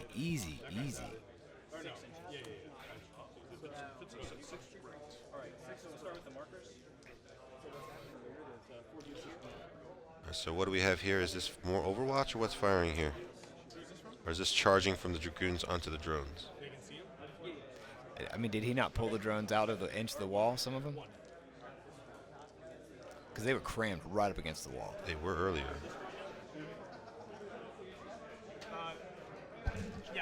Again, don't forget, we have a giveaway this round. Exclamation point giveaway. We have a starter paint set from the Army Painter. Hit I mean, that. it doesn't matter to if you get a pile ticket. in and touch the riptides, dude. They still could jump out and shoot. They can still jump and shoot. It forces them to move. I mean, that Yeah, now he's coming in with the Dragoons. is something. And what did he declare as part of the charge? He had to be specific on what Which drone color? squad Because some he are within could 6, go, some so he aren't. could reduce how much for the greater good he was taking. Yeah, for the greater So good he is that couldn't Overwatch. declare as much as he wanted. Otherwise, they felt like he would get taken out in Overwatch. For sure. Yeah. Puts a wound on there. He's got 1 CP left. Even 1 CP. I mean, that 1 CP is so good for those Dragoons because he's like, cool. 2 of them will still explode into way more attacks than you expect. Yeah. I mean, it's really dicey. That's when he's shooting the riptides right there. I've seen him do that exact roll like that. The water cascading down the mountain falls, guys. You love that dice rolling from Richard Siegler. Somebody give me a flute plug, please. Oh, making some saves. Wow, he has 6 there. Oh, there's that 3 3 damage. It's D3 wounds, I think. Yeah, So he's cleared 1 so far. yeah. And that was all he had, though, right? Oh, he's got more. This is the second one. The commander that's within is doing now. The commander? Cyclic Ion. Where is he? The commander from the corner can see the weapon sticking up on the Dragoon. Oh, those chickens sticking their guns up. Yeah, that's poor modeling on his part. You. That's poor modeling. That's somebody that clearly didn't know how to model their models. Clearly. Oh, that's a lot of shots the Dragoon's going to have to suffer. Yeah, but he has a bunch of 3s to wound. He's got 1 save. Who cares? Yeah, Stays alive. that's it. He's got 4 wounds left. Here we go. 5s. Reroll that. Reroll that. Reroll that. 1 wound. Makes the save like a boss. Yeah. Makes a save. It's -1. You're good, buddy. What? More shooting. What is this now? Is this It's a the Riptide? other Riptide that was in within range is overwatching now. I told you, all those drones are just protected on I know. high. Snakes back. To I where know, he's but I within thought he almost had. everything. I thought he had decided Not to take that many over. not to take. I thought he had reduced it. These are flat. I believe he reduced 1 by only declaring the unit he did. He has one. He has one of his 10-man units of drones He made- stretching all the way around. It looked like he made He enough looked saves like to he stay made alive. his- Oh, it doesn't live. Too much Overwatch. It's the Tau get free shooting in your opponent's fight phase. So it's not looking great, Bob. I mean, he spent a lot of resources to try to come in hot right there. Yeah. And now there's nothing really diverting Siegler from coming in. He can't trap these drones. They could just It doesn't. fly. Yeah, he's just gonna kill him. He wants a 3-up inbone save. I mean, yeah, but he's got 6 guys. Like, that's not enough. 3-up inbone saves are easy to do. You overestimate this. You underestimate it. Like, okay, if they live to 2 guys, what are those 2 guys going to do? Die in Overwatch like those poor chickens? I think you're worried about the wrong things right now. All right, let's switch back to table 2 or table 3, please. We knew Siegler was going to Let me. have or Justin was going to have a tough matchup with that Siegler. We absolutely knew that was coming. All right, so going back to table 1, let's look at Justin. Or table 2, going back to Nick and Sean. He did not kill the drone. Woo! He can still die on that. And we talked about this yesterday, didn't we? The Did he- belly flop. He's leadership 6. He We lost. talked about the belly flop. Those electro priests Hold doing on, hold on. electro priest things. Hold on. Hold on. You're telling me between electroshock therapy when they come charging in and Their fights? the fights, he couldn't pull 2 drones? He pulled 1 drone. That was all. Wow. Oh, you might as well wrap that game up. Dude, we've talked about this yesterday. It's freaking, they're turds, We man. told you about those electro priests They're and their freaking turds. their ability to dude. belly flop on the most critical turns. Yeah, you're right, Nabernation. As Thomas would say, he blew his load. Oh really. my gosh, that is unbelievable. I'm not saying I've never done it, but holy cow, it hurts when it happens. You've never blown your load too early? Is that what you're saying? And it hurts when it happens? We've all had that problem at some point or another. That just came out really bad. You all heard it here first from Thomas Bird. He blew his load too early and it hurt when it happened. Just, Thomas, man, you might need to see a doctor, buddy, about that, man. You got good insurance. They got Go some see the- medicine for they got that. med- Oh my gosh. We're talking about Warhammer here, folks. Let's take a look at these iron hands. Look how great they're looking. It's- There they are, side by side, pat in the belly. Sean's a brand new daddy. I think he has a new 2-year-old son, so congratulations to him. Moving right along. He's really thinking about what he can do to affect the game here. What?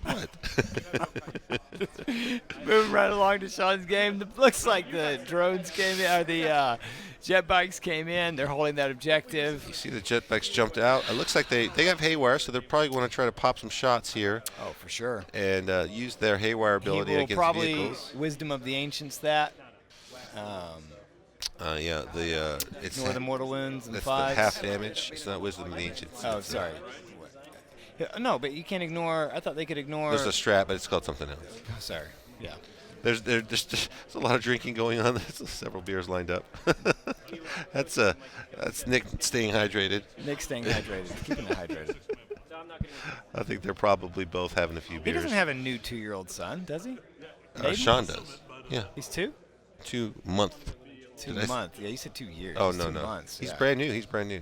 Yeah, he's brand new, man. Yeah. And looking at, he's moving up those bikes. You see, he's brought the bikes in from reserve here, and he's got his characters. Looks like the Farseer and the Autarch. Thank you, Ace Face, for saying such good production. We appreciate it up here, man. These guys are carrying Thomas and I while we bumble through everything. So thank you. I didn't say 2-year-old, did I? You did, man. The chat just told you 1,000 times. Has nothing to do. Help my brother out. I wasn't paying attention. Roll some try. No, what are you doing if you're not paying attention? I'm paying What do we have you in here for? Here's the thing. To keep you from talking sexual innuendos all game long. That's what I'm here for. So anyway, the bikes bounce out. They're going to shoot. Can we get Bob over there? Nobody? Cool. We'll just examine. I think they're cover, not dreadnoughts. Those beer cans. Those are drop pods. Where's the Devastators? Oh, and they got destroyed. There goes the kids. Get those out of the shot. Trying to get up here. Oh, sounds like we got. You guys hear me at all? We're getting some audio from Chad. I know we were having some issues there. So, it looks like Mike's falling out of combat, but the Spears are here to play. I got some comments about my comments. So I'm trying to keep it clean here. I'm talking about Warhammer. I don't know what you guys are talking about.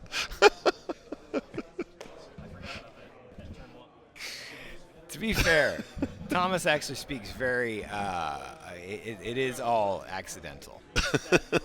It is taken out of context. So what? So what? Walk me through the mindset here of Sean. You guys good? What is he doing with those shining spears? What's his target here? So it looks like the target for the shining spears, he's just kind of hitting them behind this wall right now. So I don't know if they're going to make a charge this turn. Are there units there for him to charge? Not really, not in the center. He may take them back to pick off the Devastators, but that doesn't seem like a very solid play right now because then we'll just be way out of position for next turn. But he's flown the bikes, the Harlequin bikes over here, probably to try to get some shots on one of the dreadnoughts that's sitting in the building. Yeah, we see that. I see that he's brought the. Is that the Incarnate he's jumped up, or is that still? That's the cat lady. In the middle, yeah, that is Cat Lady right in the middle. She's looking to probably cast a bunch of powers. Where's the Incarnate right now? The Incarnate is, I believe she's still in the backfield. by Still the hanging out with the Devastators. Devastators? Yeah, she's about to move up and I think probably take them on. Yeah, Just you take them can't on. quite see it in our shot. She's back here in the left corner. Nick dropped his drop pod. There you go. You see the pod has been killed. Now, just to make sure that he's not getting that pod sitting back there to get recon. Actually, no. Nick does not have recon. No, he has. No. Gangbusters. He's got Pick Your Gangbusters, Poison. Butcher Bill, and Pick Your Poison. Yeah. He hasn't gotten Butcher's Bill yet. That's interesting. I I thought. don't believe so, but I think if I'm not mistaken, they're talking you could only get 3 of them. If I'm not mistaken. He can only get what? Pick Your Poison. Oh, 3 Pick Your Or Poison. Gangbusters. No, probably for the bikes. Because there's 6 bikes and they're 3 wounds each. Yeah, there's only 3 max for Gangbusters. Sometimes you can't get a secondary. We can get all 4 points. You do have to I mean, do that's that the beauty of playing these ITC missions. Sometimes is you build a list to make your opponent and not be able to maximize the points they can get. Yeah, that's exactly right. Sometimes there's not good choices, so you're forced to pick points or choices that can't get you lower points.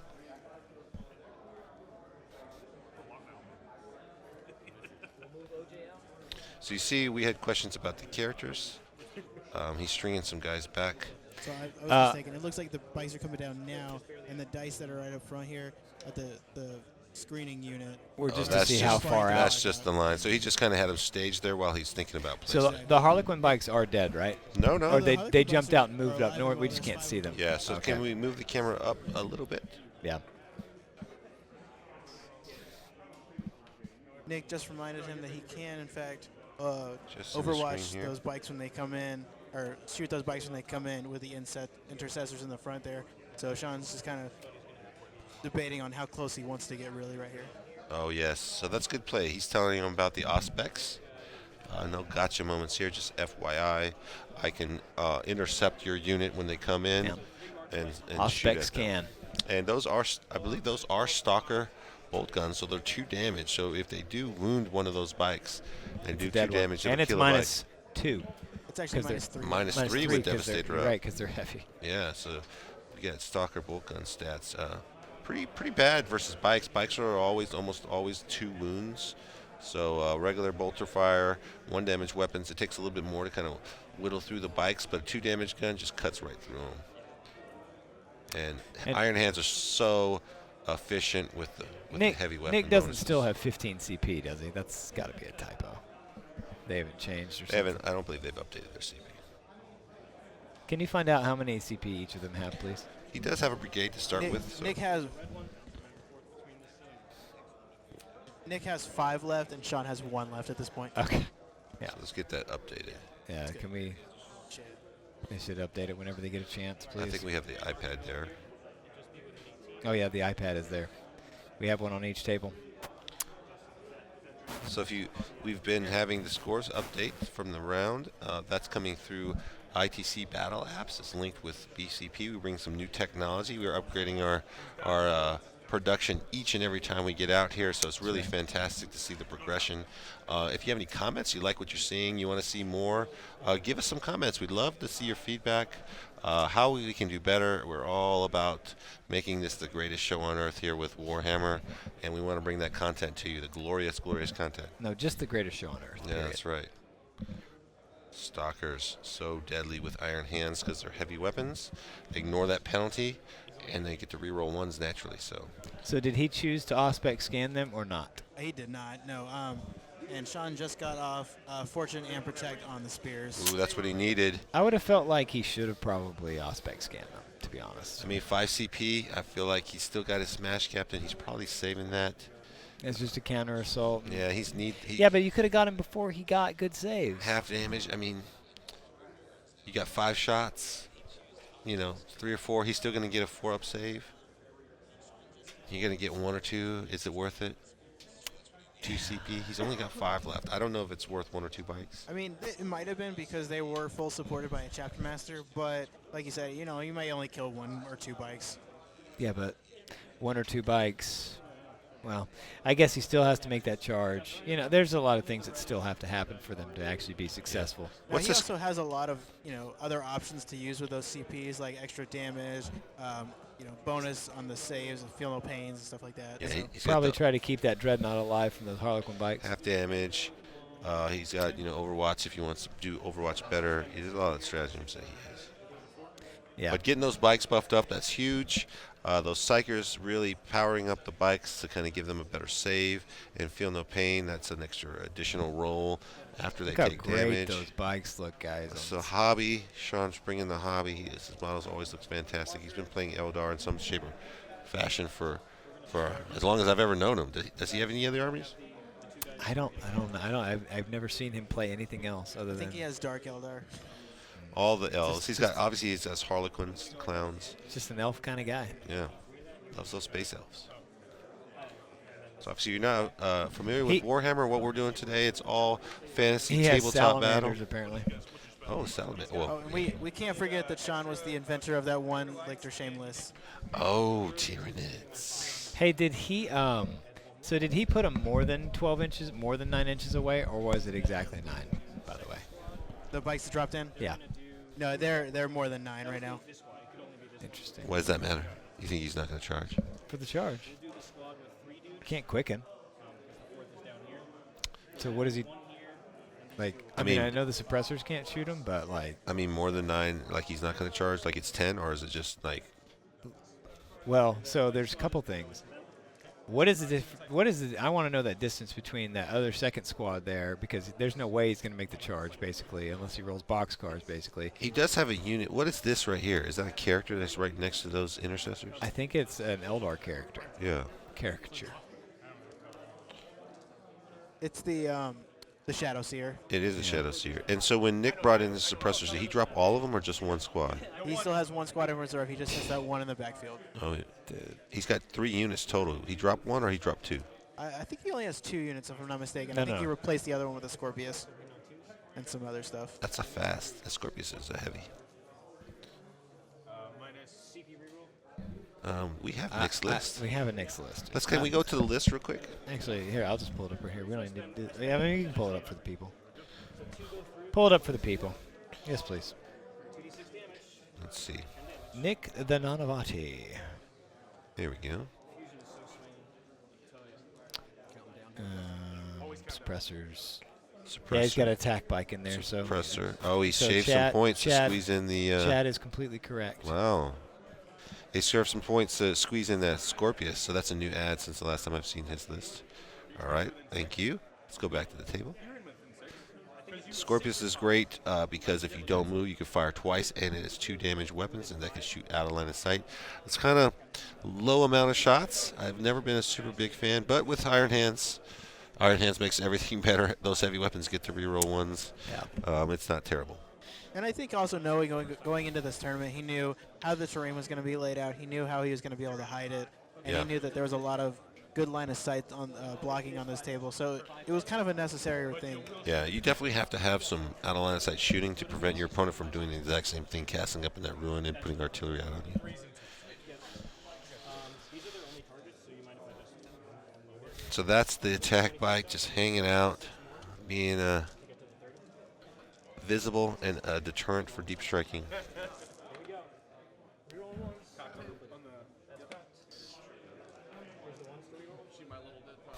The drop pod is death, not about it. Should be a man in surrender. Look at that attack bike. He's got a flat tire.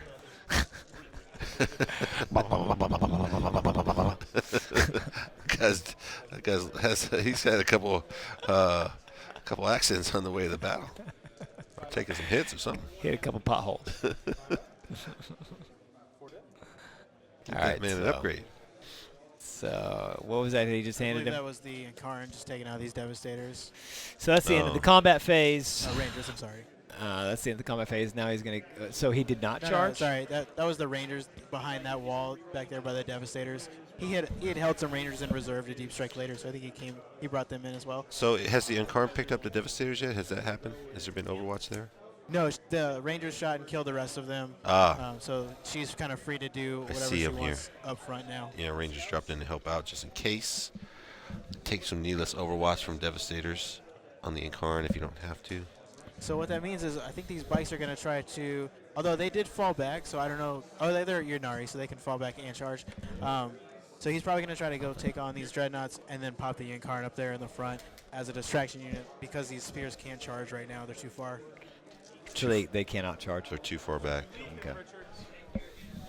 Nick.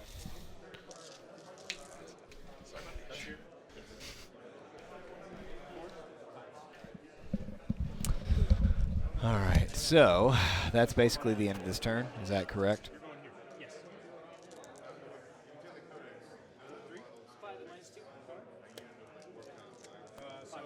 Cover? Yeah.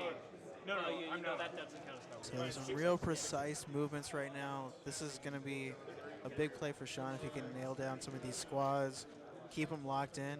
Looks like he didn't go after the Dread. Interesting choice. He didn't even shoot at it? No, he looks like he went after the intercessors in the front there. It looks like he might try to just pile into them and get close to them. But Wait, how can he pile into them? Because he fell out of combat. yeah, he can. Oh. He can charge in. Oh, that's right. and Harlequin's jump can do around. that. I forgot. So that's Butcher's correct. 1, 2. Wait, Harlequin bikes can charge after they fall out of combat, right? No, I believe, if I'm not mistaken, if they're in their own detachment, they don't give up the stuff anymore. If I'm not mistaken. Harleys can fall back and charge, according to chat. CP Sean has 1 left and Nick has 4 left. Nick has 4 left. So he did charge with those bikes. We need to make sure that those bikes. Hold on. That bike is in the middle of that freaking wall. Oh no, he's not. I'm sorry. Nope. All good. Ignore me. I didn't see the corner of the building. I thought that was objective marker was the edge of the building. 1 and 4 CP guys.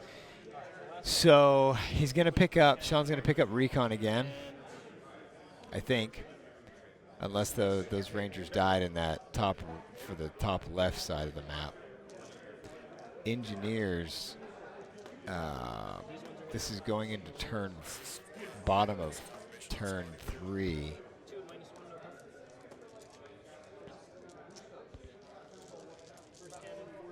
The Supreme Command gets me access to this, right? Okay. Very cool. All right.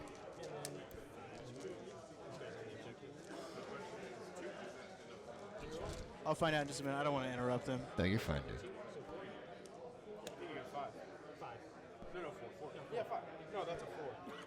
A quick update on the clock, though. Sean is rocking in at about 30 minutes left, where Nick has about an hour, so that could come back to bite him in the end. Wow.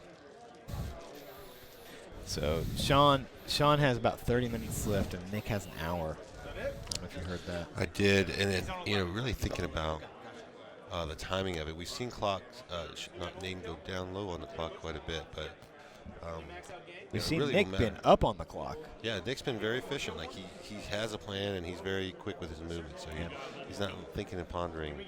He's already kind of anticipated his opponent's move. It really is. He's got a I think reaction to that. I think Nick has played this game very, very well so far. I think that was Sean's turn, though, to get in and do as much damage as he could. So having to think about these moves, having to calculate what all he really needs to get done in this turn, this is the turn that's going to kind of decide if it's going to swing in his direction or not. So now we're at the bottom of the turn 3, right? And now Nick's going to drop in those second suppressors. I mean, there's a lot of stuff. It'll be interesting to see where Nick decides to go with those. Because I think it's interesting, because if he starts picking up all the infantry, how does he get recon anymore? Yeah. So let's take a look at those guys that are castled up. We got a great shot of the Scorpius and Look at that. next Redemptor. All that infantry just kind of surrounding his castle. Those grabs are dead. Get them off the table. Those are the dead pile right there. You see his Devastator guys. Mysteriously like plasma cannons. But they're not. They're painted. They're painted. Like a little bit of It's conversion there. It's a conversion. A paint conversion. So, it looks like did these Harlequin bikes do any damage to that Dreadnought? Can we pull up side scroll So- on the? Sorry, Chad. The real- Harlequins didn't attack the Dreadnought at all. They went into the Servitors that Nick has, killed, I think, one squad of them, and then they have basically just tried to trap the Intercessors. But I don't believe they've actually really successfully able to do it. Trying to tempt you here, Justin.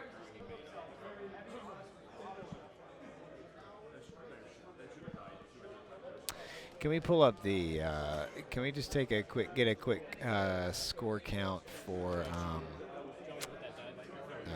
Siegler and Justin's game, please? Yes, we are in the middle of turn 3, and it is 13-12 Justin. Very close. Though we've seen But- that be but- predominantly the case with Richard's Siegler, games. yeah. He's slow, kind of methodically grinding out your offensive units, and then like the score just hits a breaking point. I mean, where- I'm kind Yeah, of. he took out all the priest. Yeah. So what Justin has left basically for assault is the smash captain that's in the middle of the ruins. yeah, And then Richard also cleared out one of the tanks over here and a unit of scouts that were right here. yeah, it's looking very light on the ground. I don't really honestly see how Justin has a chance to pull this out. How's he get Butcher's Bill anymore, right? Yeah, You know, I mean, how can he get recon anymore? Like, I mean, he can get it for one more turn, but then he can't do it anymore. So he'll get max 3 points out of that. well, I mean, yeah, he's got 1, 2, That's what I'm 3, saying. 4. That's recon right there. But yeah, it's. I mean, this guy's going to go away here whenever Siegler decides he wants to shoot at it. Hey, real quick score update going into Nick's turn. It is 6-14. Sean is in the lead right now. So Sean's got a big lead. So it'll be interesting to see how quickly, or if Nick can turn the corner and come back on. What did you say the score was? 6-14. 6-14. Yeah. But switching the. Can you switch the Let's go back to the score the count. information score count, please, Round of bodies. for table 3? Yeah, remember we said. Table 3. For them, it's table 3. For us, it's table 2. I think he survives one. Definitely doesn't survive two. Yeah. So, like, Nick doesn't have really any of his secondaries at all yet. Yeah. And now I think we'll see a turn where he picks up a bunch of secondaries. So gangbusters, that's going to come from these bikes here. So if he's clearing them out, you can see he's bringing out his dreadnought. If that guy gets in there and does any damage to get through, it's going to whack those guys. So he has to get his Butcher's Bill now all the rest of the turn. So he's got to kill 2 things every turn now. Remember, Butcher's Bill, yeah, 2 units a turn. If he spends, if he kills these guys for for gangbusters, they do not count towards Butcher's Bill. So we actually have to kill 3 units this turn. So he's got that little dude there that he's going to kill, the Shadow Seer right there. I don't know if he goes for the bikes right now. I think he picks up just the little Rangers in the ruin right there from the suppressors. So he does have some shooting here from this Redemptor that he can use to kind of pepper here before he charges into these guys. I mean, it's going to be interesting. He's got the plays there. He's got the guns to try to pick up some of those bikes.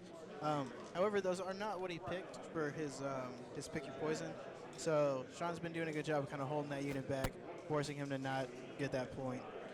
So as far as CP goes, I believe Sean has 1 CP left and Nick has 4 CP left. What did he spend? He had 5. What did he spend that 1 on? Do we know? But I think he re-rolled a morale check, if I'm not mistaken. Oh, wow. Can we update that CP count in the app? Sean has 5. 1, and Nick Nanavati has 4. Oh, it's 4. There we go. Thank you so much, Conrad. You're the man.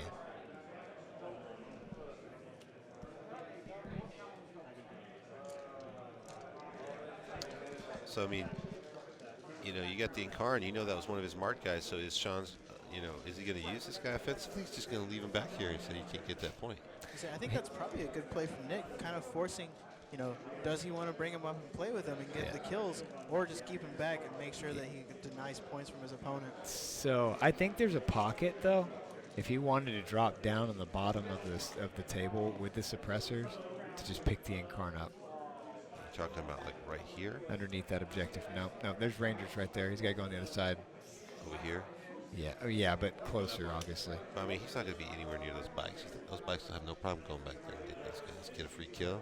I mean, I'm just saying, if you wanted to get the Incarn for the sake of pick your poison, Still 6 wounds. I mean, that's a.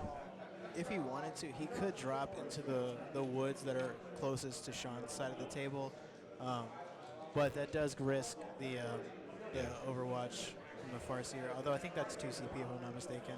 He's talking about dropping over here. Yeah. that's where I'm saying initially to drop. So I'm talking about right there, and then you can pop at the Incarn or the bikes, depending on how much damage. Oh, there's no way you want to risk them being that close, I think.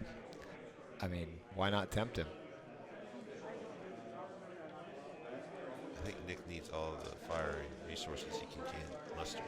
So just keep him far away and just pepper from far away? Yeah. Now, are you trying to say that he needs to clear those bikes off right now? That's what he should just go for, 100%? I mean, he does need to kill the bikes. There's no ifs, ands, or buts about that. I mean, he's going to have 3 up invulnerable saves, but every failed one, he'll have 2 up, he'll feel no pain. So, I mean, he's not going to do a ton of damage unless Sean just rolls poorly. But yeah, every bike dead is a dead bike. So, I mean, what else is he going to shoot at this turn? I mean, he's got a lot of stuff to put just into that bike squad. You know, with the Scorpius doing 2 damage, those suppressors doing 2 damage. Okay with Can we get the... Sorry. Can we get the... You are right, Chad. Can we get the green stuff code if there is one for that? So they're still all within 28? Oh, okay. Thank you. So they're still within 28? Yeah, I might not put Did you get that, Valerie? It's Pro Tabletop. It's Pro Tabletop 5 with no spaces. We'll get it pulled.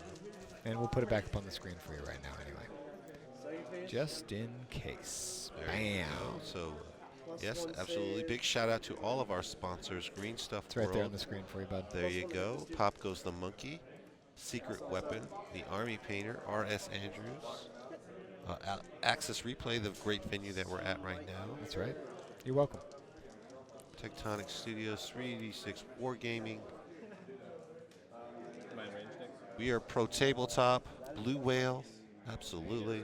We're Pro Tabletop, streaming to you live from Atlanta, Georgia, in the Atlanta Open. We are in day 3 at the round 2. This is semifinals. The That's championship Sunday. That's right, baby. If you're not familiar, if you're not aware, thanks for joining us. We've been streaming all weekend long. This is the big show. We're wrapping up, getting close to the crowning the winner of the first Atlanta Open 2019. We're giving out $10,000 cash prize to the top 8 winners. So we're down to the final 4. So These are single elimination rounds, and we can't wait to see how it's turning out. I mean, obviously, I want. I don't care which one of these guys win. I mean, I do, I guess, because I'm invested in Nick Nanavati right now. But People's champion. he's the people's champion. But I do want Nick to win for the sake of a rematch, because he owes Siegler a victory. Oh, that's right, at Warzone Atlanta. Well, I mean, If you'd like to get the mats, that is from Frontline Gaming. That's right. You can buy the mats. Fantastic Pro Tabletop mats, custom for our terrain and our setup. They look fantastic. You have the deployment grids already mapped out. You have 1-inch squares. Makes easy measurement. It's fantastic. Get those mats at Reese. Frontline Gaming. Val wants me to shut up because he wants Nick to lose. So Val, the man, the myth, the legend from 3D from 40K Stat Center. No, I don't think Valerie is. Oh, that's not Val. Val Heffelfinger. That's just. Where is Heffelfinger? I don't know. I don't keep track of him. Am I not? I am not my brother's keeper. Shut up, Caster. You don't even name a name. You're just the caster. That's all right. That's Damien. And That's I'm all right. Thomas. Yeah, I'll just be Caster. You can call me Caster. Actually, I'll tell you what you can call me. You ready? You can call me the White Chocolate. That's what you can call me. You call him Man Bun. No, you can call me Top Knot. Dragons attack. Uh-oh. So it looks like the Intercessors have fallen back, allowing the Suppressors, and I believe the Contemptor Dread, who had just scooted around the side, to be able to see those bikes, the Harlequin bikes, rather, And just start plinking away at them. just there's mowing one them left down. now. He didn't even risk taking Overwatch from a charge. He said, I'm just going to shoot you. And the bike's moving. Well, there's one bike left. There is one bike, but he's got dudes that can take care of it. But I think he's looking to have to maximize how much he has behind that wall for when the other Shining Spears come through. So you feel like he's just going to be okay with taking a charge from those Shining Spears? I think he's going to have to be right now, because I don't think I don't think Sean necessarily wants to go over there. I think he wants to come back and take off the suppressors, but he's going to have to force that hand over there. Has he shot the suppressors in the top left? That were sitting on top of that hill into the Has the suppressors Rangers. fired yet? The one suppressor's fired into the Harlequin bikes that he just dropped, and the second set of suppressors that dropped the turn before in turn 2. I was wondering if they shot it. There goes that bike. If he shot that yet. Do you know if those Rangers are still alive on the other side of the L building? Oh yeah, there's still 2 full squads of Rangers over here, Okay. by the Incarn. And he has not fired the second set of suppressors yet? I'm gonna have to find out. I'm not 100% sure. Okay, cool. So that will pick up 3 points here for Nick on Gangbusters. Nick did paint those himself. You did make one wound. He definitely did. I think he even streamed that live. Yeah. Potentially. Yeah, I think he did. I mean, Oh, does he shoot in death? Nick's definitely, he making an effort. He's trying. He wanted to have an army all his own. And they look good. They look good on the tabletop. Narration says, isn't Man Bun more like a newly found Okay, so now ruby those suppressors are chocolate? gonna fire into the Guardians. What else do you have to shoot? Let's go to the top-down shot. Let's see where those Guardians are. Yeah. Yeah, I'll let you shoot. There we go, Chad. Thank you. So we got the Guardians. Let's go all the way out. There we go. And Sean, I believe, popped the 4-pin vulnerable save on him. There we go. So With his last CP.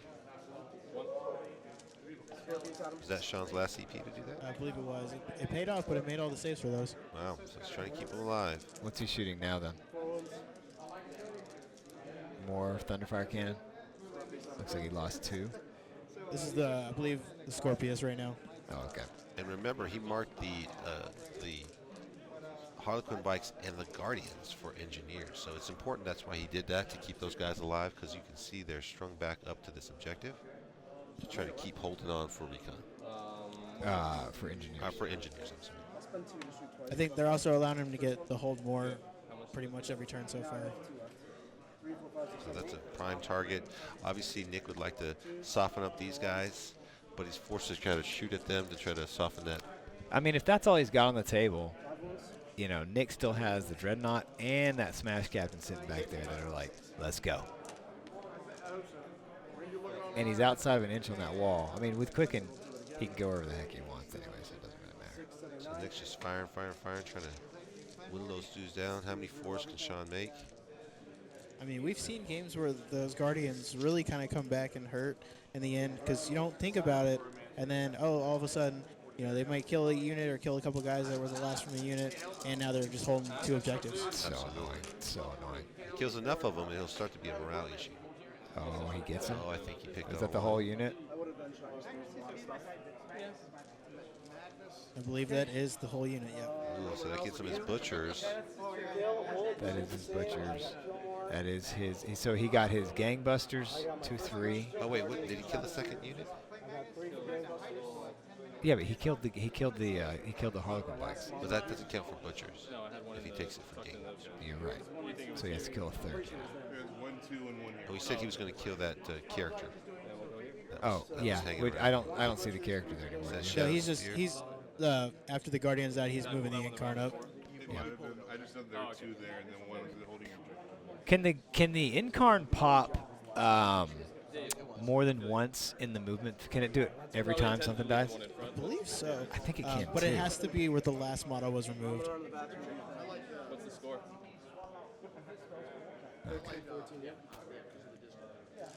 And how far does the Incarn move?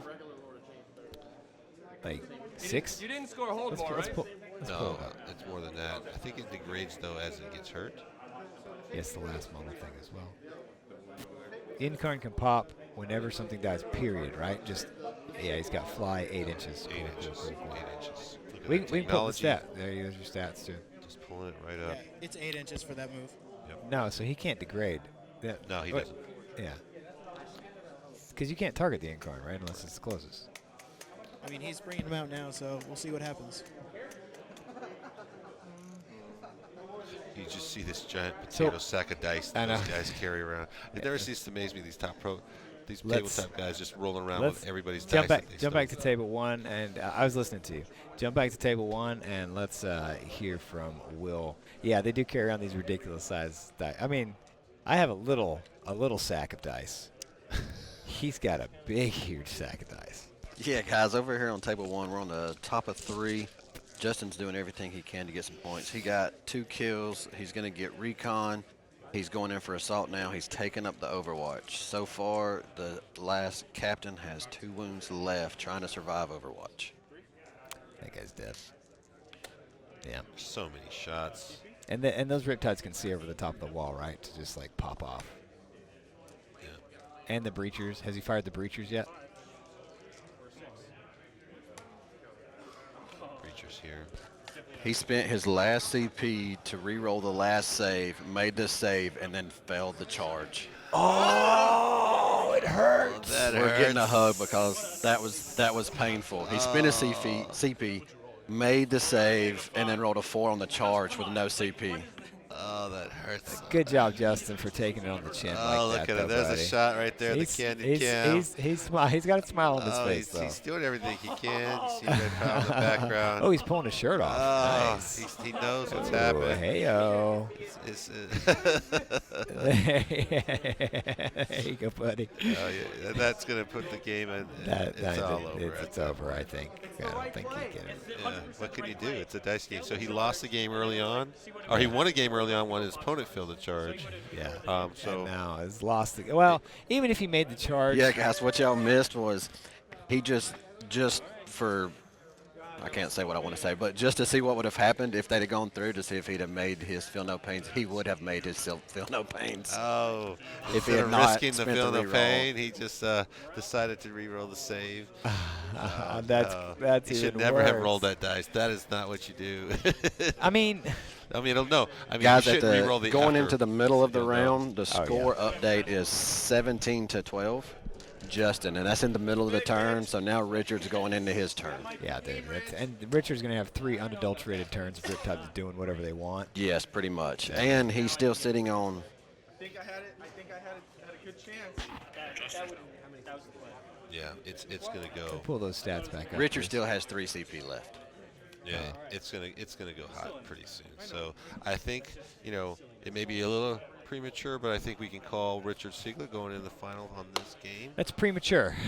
That's It premature. is premature because the time, of course, both of them are running low. I mean, Justin's sitting at 34, Richard's sitting at 40 minutes.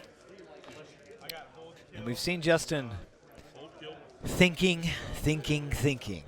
and coming up with solutions of how to win these last games. Granted, he did. I mean, I'm not gonna say I don't agree with you. I just don't want to jump on it yet. Prognostication. I just That's don't my want to. full-time job. I don't want to. I just don't want to jump on that yet. All right, so Let's keep let's an eye jump. on that. Let's go back to Let's Sean just Nate. jump back to Sean because Sean's doing his movements now. And this is really really critical for the bikes, where they go, how they do it. Yeah, no kidding. This is Table 3. definitely one of those games, especially this turn, seeing what's going to happen. He's going to try to make the play with the Shining Spears here, try to engage that fire base behind the wall. And I feel like if he can do that, he has a great chance to pull this game out. Nick so far has managed to keep the game tight, keep it kind of in that back corner, spread out his really good firepower with the suppressors a little bit, kind of having to force Sean to choose where he wants to go. And what's the final CP count? I know Sean is at 0. Isn't 0 to 4, I believe. has Nick dropped below 4? I believe Nick has 2 right now. What did he spend 2 on?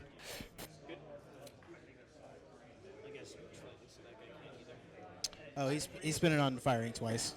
Oh, with the Thunderfire cannon. Try to Correct. get those Guardians gone. 0. 0. 0 to shoot. 0 to 2. So Sean's got no more Uh-oh. CP. Somebody's got a bum in the way. There we go. That was. That's just Sean's. Don't worry about it. Damien's top knot all the way from the broadcast booth. Blocked that shot.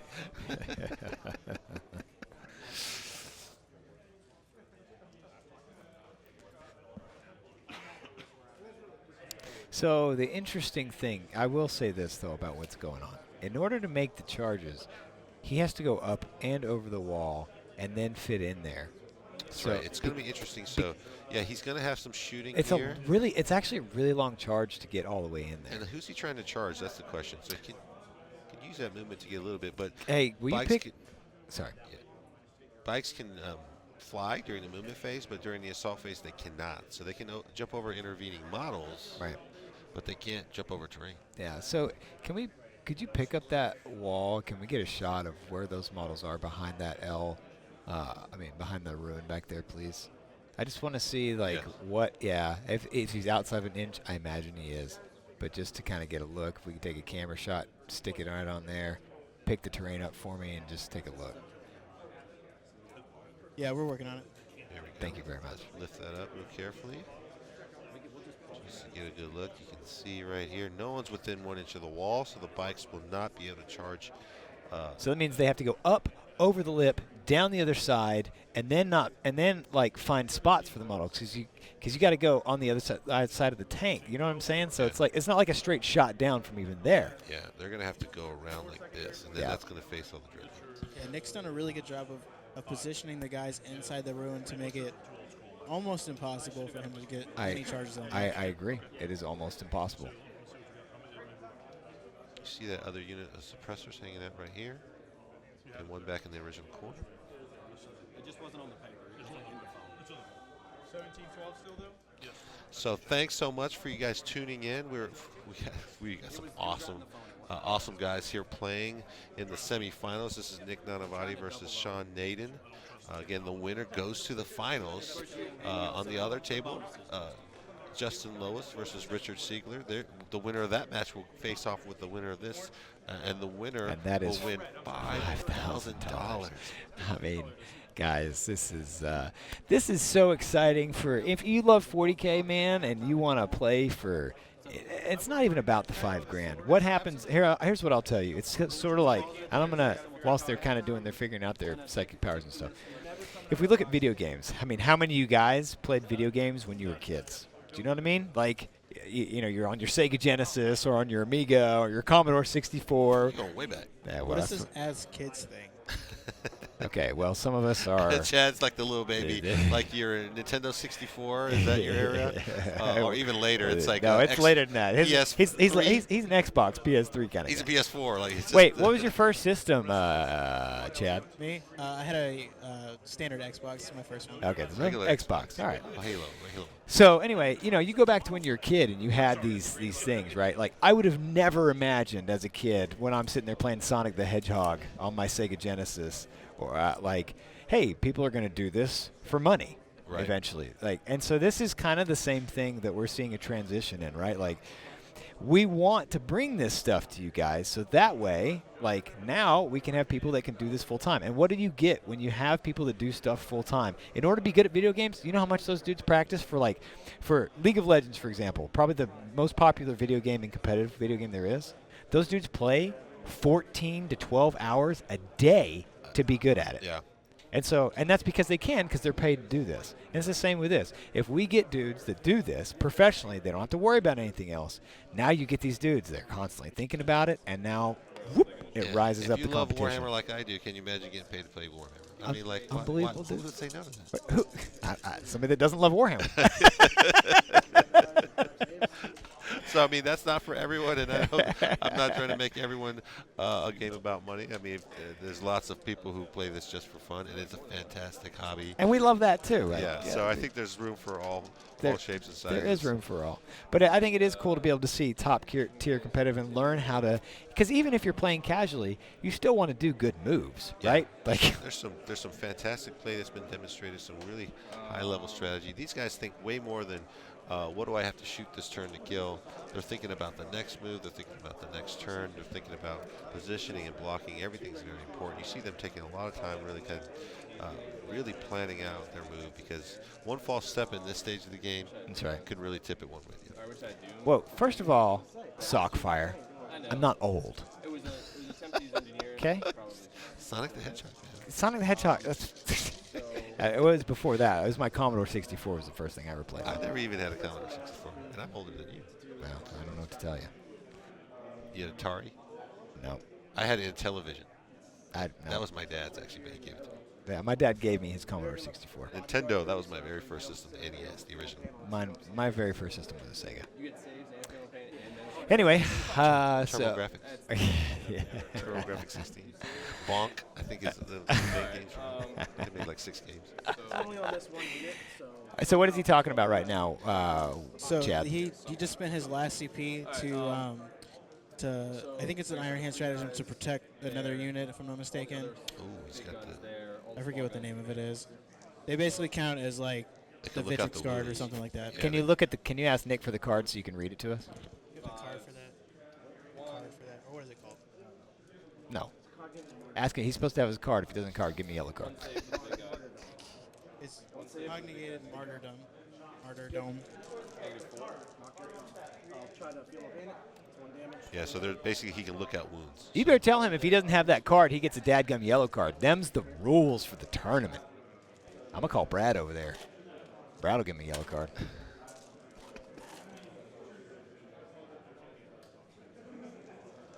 So I believe this is all the Shining Spear bikes with their little guns going into the intercessors. That's right. All right, Blue Cannery, I'm sorry. We didn't mean to leave you outside. We'll try to do less inside jokes and phone and hairstyles just for you.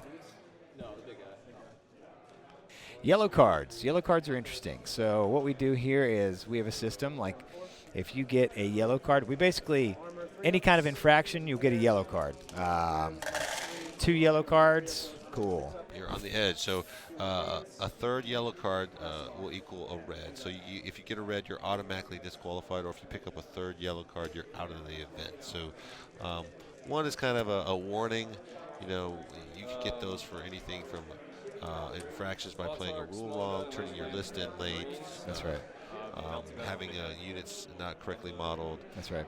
But once you kind of get a second one, now you're really on the edge. You can't risk slip up. It could potentially cost you a DQ from that. That's right. A card that we're talking about are these stratagem cards. So for every single player that's here at the event, you were required, similar to you see on the table on the lower hand right by the, you can circle that for him, buddy. Those cards right by the hills right there, those are the cards that we utilize to say psychic powers, stratagems, things like that. Every single player was required to bring that. Yeah, if you see everyone has a counter CP, that's command points. So you start with a finite resources at the beginning of the game. You kind of, depending on how you build your list, will how many CP you'll start the game with. Different stratagems will require the use of those command points, and as you go through the game, you can play special benefits, bonuses that are specific to your faction to kind of get a boost. But it does cost you command points, so as you run out of some command points, you could potentially run out of the options to use those buffs. Hey, real quick, I was mistaken. He had made that Dreadnought a character in the beginning, so he was able to do that stratagem on the intercessors. So when Sean was shooting the Dreadnought, that's what he was passing off. He didn't shoot the intercessors. Okay. Ooh, okay. So he's trying to pump that Dreadnought. Nick was, those guys, that Dreadnought is critical to his strategy, so he's trying to make sure it stays alive. So the score is currently 14-13 in Sean Naden's favor. Dude, it's going to be a tight game all the way to the end. Sean only has like 17 minutes left on his clock, though, where Nick has 45. I was just about to say, Nick probably has 45 minutes left. And we knew that might come into play late game. And how many attacks do you said 13 minutes left?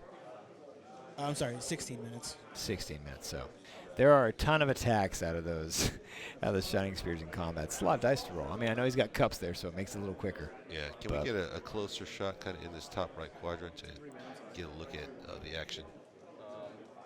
Now the spears in charge. There we go.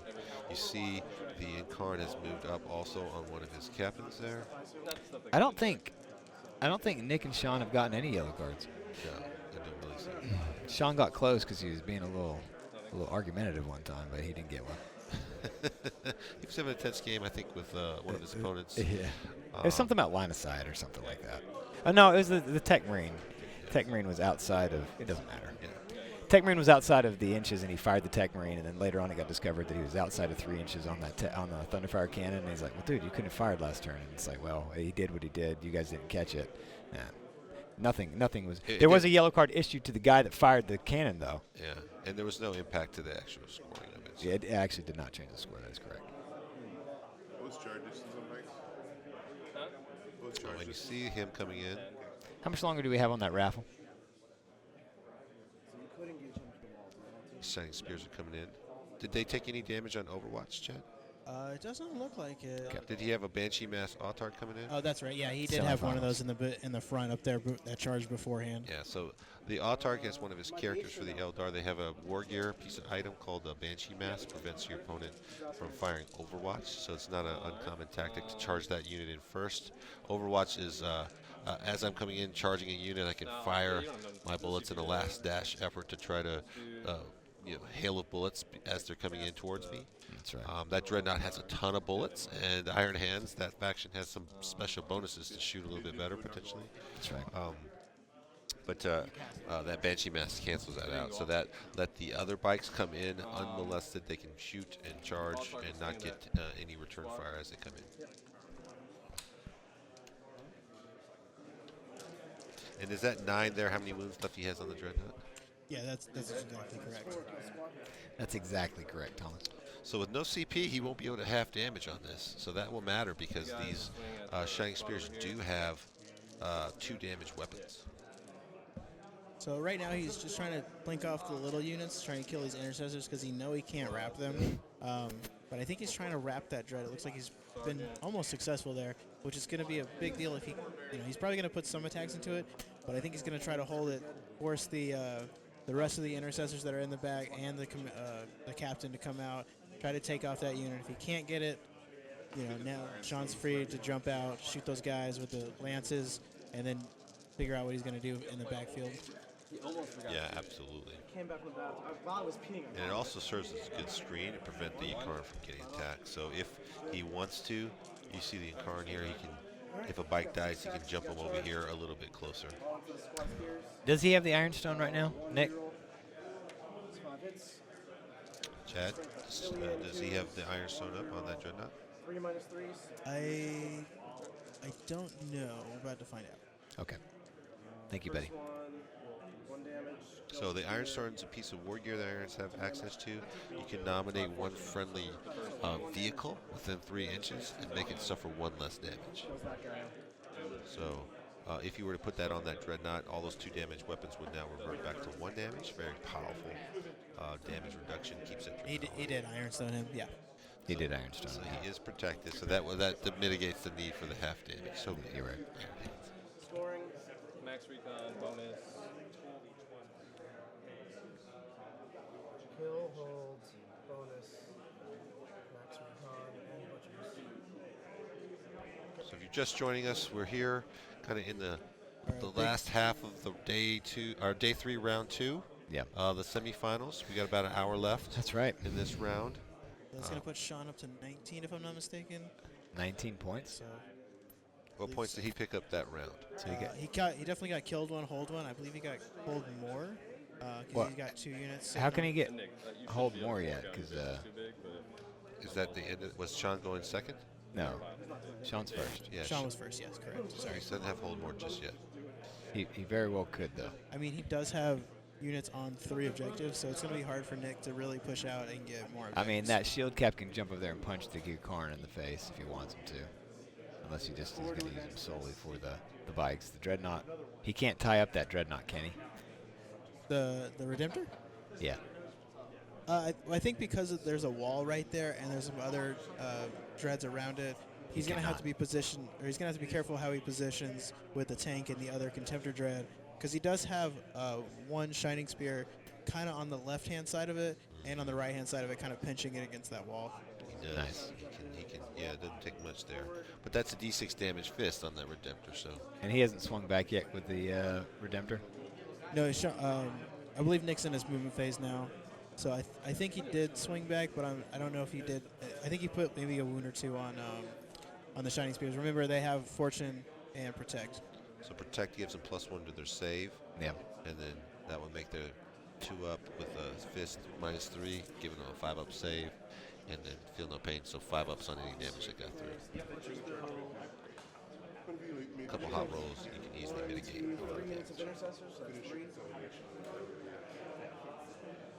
So Nick's a little bit in a pinch, right? Those spikes are going to cause him a little bit of a problem because all the other characters, for the most part, or all the other units in the backfield are characters for the most part. So he won't be able to kind of shoot at him with those units there. The Thunderfires won't be able to shoot at him. I mean, so Sean has currently, he's got 2 units of Rangers, Spirit Seer, Cat Lady, Bike unit with a couple of support characters, and Yvrain. So it's looking pretty thin. Nick has some options to take out those units, but if he doesn't get out of that castle, it's going to be really tough. Yeah, and the Rangers just are minus to hit naturally. So they're difficult to just pick up instantly, and they have cover if they're in terrain. So you can't casually kill them with just small arms fire unless you're really hitting them or ignoring cover. So it looks like that jump captain, Smash Captain is...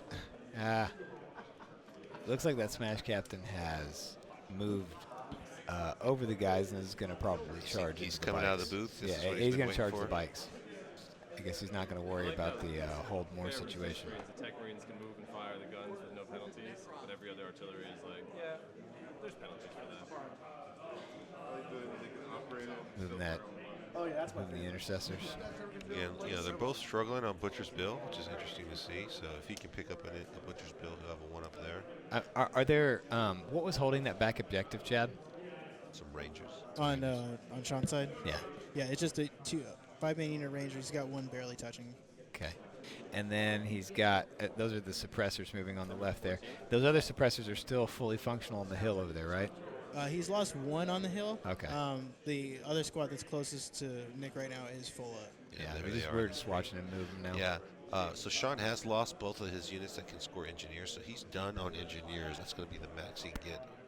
He had picked a big unit of Guardians and his Harlequin bikes. He's probably definitely hoping to get at least 3 out of that. Yeah. I think it was an interesting pick. He had told me before the game even started. He said, I don't usually pick this one at all. So let's just try something new for the semifinals. That sounds just like Sean. Just like Sean. I'm never gonna do this. I've never done this before. Let's do it. It's a bold move. Bold move, Cotton. Dude, Sean's so funny, man. The thing that's interesting about him too is like he's got no problem getting heated about something too. You know what I mean? Like if he believes in something that he's talking about, I'm not saying he's rude or anything. He'll stand his ground though on stuff. But he is a super duper casual. He's like, whatever.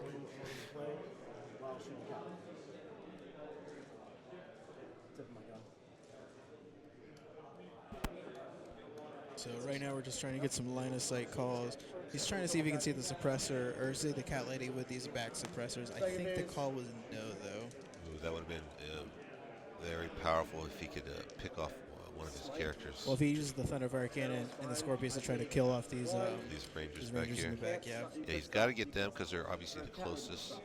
So then it just says, well, can these guys see anybody? And it looks like the cat lady that's a character that's hiding right in between this building.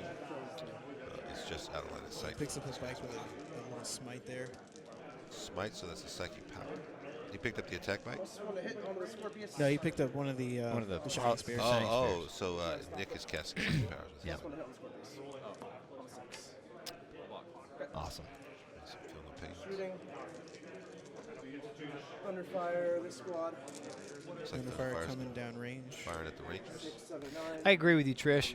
So a lot of times when we see about Sockfire, so we've experimented quite a bit with this. When you have players that also have to worry about talking, it just kind of it is a deterrent for them, and we want them to do the best that they can without having the least amount of obstacles. Because you already have all this pressure, you got all this stuff, and then if we're like, hey, let's mic the tables so that we can really hear what they're talking about.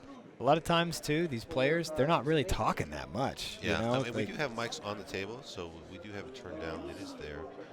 But a lot of times, that's exactly right. They're not necessarily always verbal and giving you the information. And a lot of these guys, they're not like your Nadens and your Nanavadis. They're kind of like. So Richard's very good about saying what he's doing, but he's very quiet. He's not a loud guy, and there's a lot of loud noises in the room too. So it just becomes kind of whatever. Hard to hear. Yeah, that's what we found. And then also the other thing, sorry. Yeah, we go back and forth on it. So. The other thing that we found too is when we're talking, like I know you guys probably get sick of hearing me and Thomas talk all the time, but when we're talking and if you can hear them too, and they're kind of loud, it becomes difficult because you're like trying to hear the players and then we're talking, so it's like we're talking over the players, and sometimes if we say something valid, which sometimes we do. So interesting play. He lost think the about cat golf. lady. Was sniped out, I believe, by some suppressors, but then So He killed the jumped. cat lady with the suppressors. So I believe he got he had one that could see her for sure.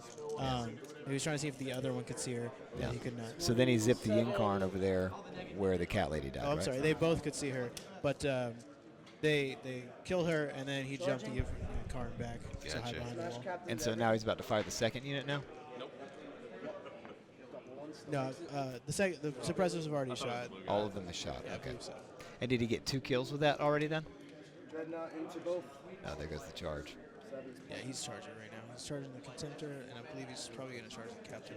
That's interesting. He charges. No, I mean The that Contemptor has a fist. Contemptor has a fist. I see it there. It's I got didn't, that chain fist. Yeah, I didn't see it. Yeah, it's nasty. That guy can do some work. Start with The chain fist, extra points, but that's 4 damage fist. And you see there, we put the terrain right back, making sure that it fits, that there's no models in between.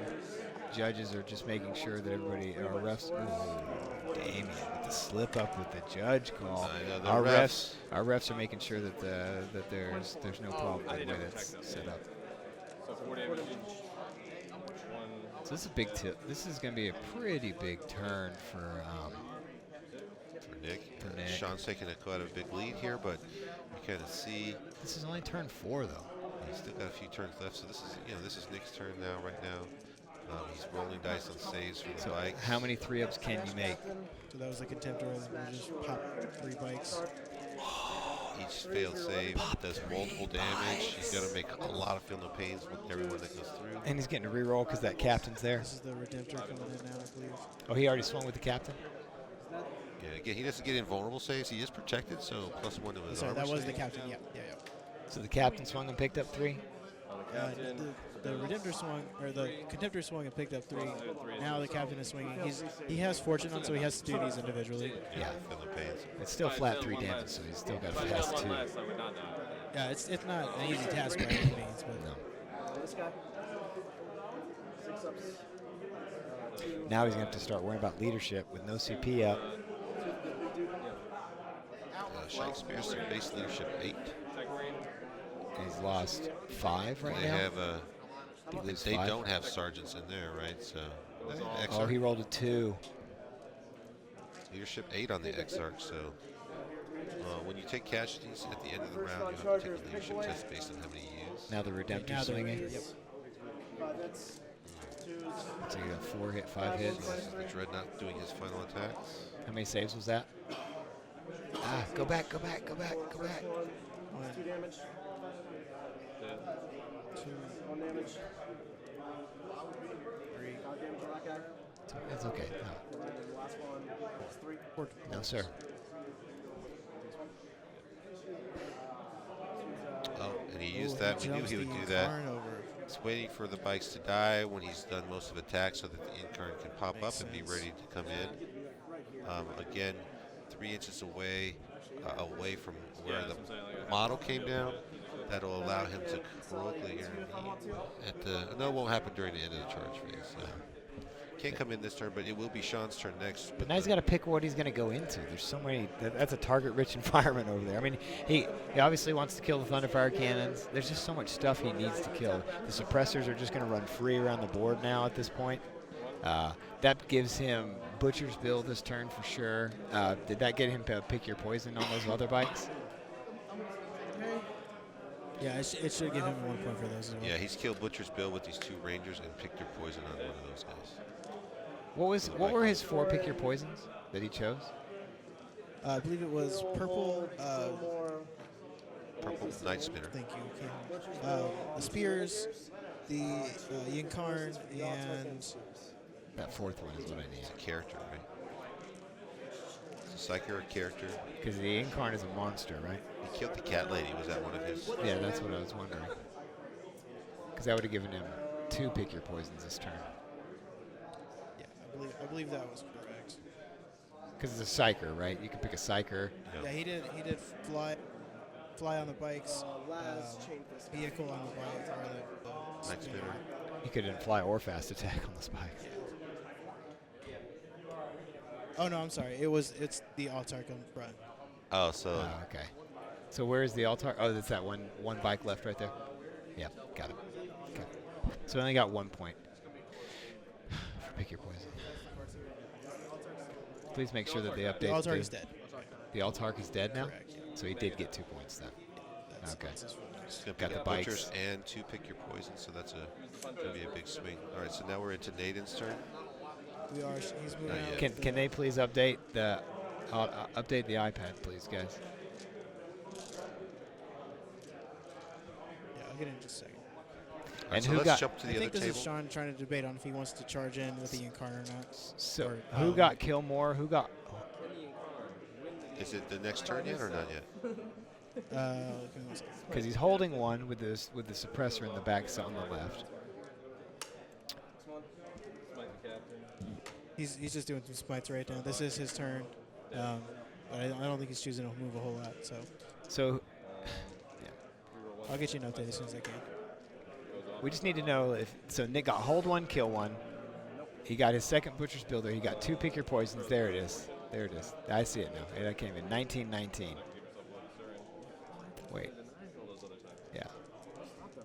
That was a big turn for Nick. Yeah, that really depends on what the Incarn here does, but there's not any character screening left. I mean, is there any non-characters left? I don't see it. I think it's just I that think- Black Shadow Seer. I think we got like 2 models left. He's got 3 No, models. he's got total. 3. He's got the Altark back there. I mean the Farseer. that last Farseer. Farseer. Where's the Farseer at? It's right It's next to right the next to the Incarn. Incarn. He just sniped out the shield captain with smites. And he couldn't stop it. He failed to stop it with his. What did he roll on the smite? I believe he rolled like High enough where he 6 couldn't or stop 7. it. Yeah, it was a decent roll. All right. So thanks everyone for joining us. We're here at the Atlanta Open, round 2, the semifinals of the final day, Championship Sunday. If you like what we're doing, share, like, tweet, invite your friends.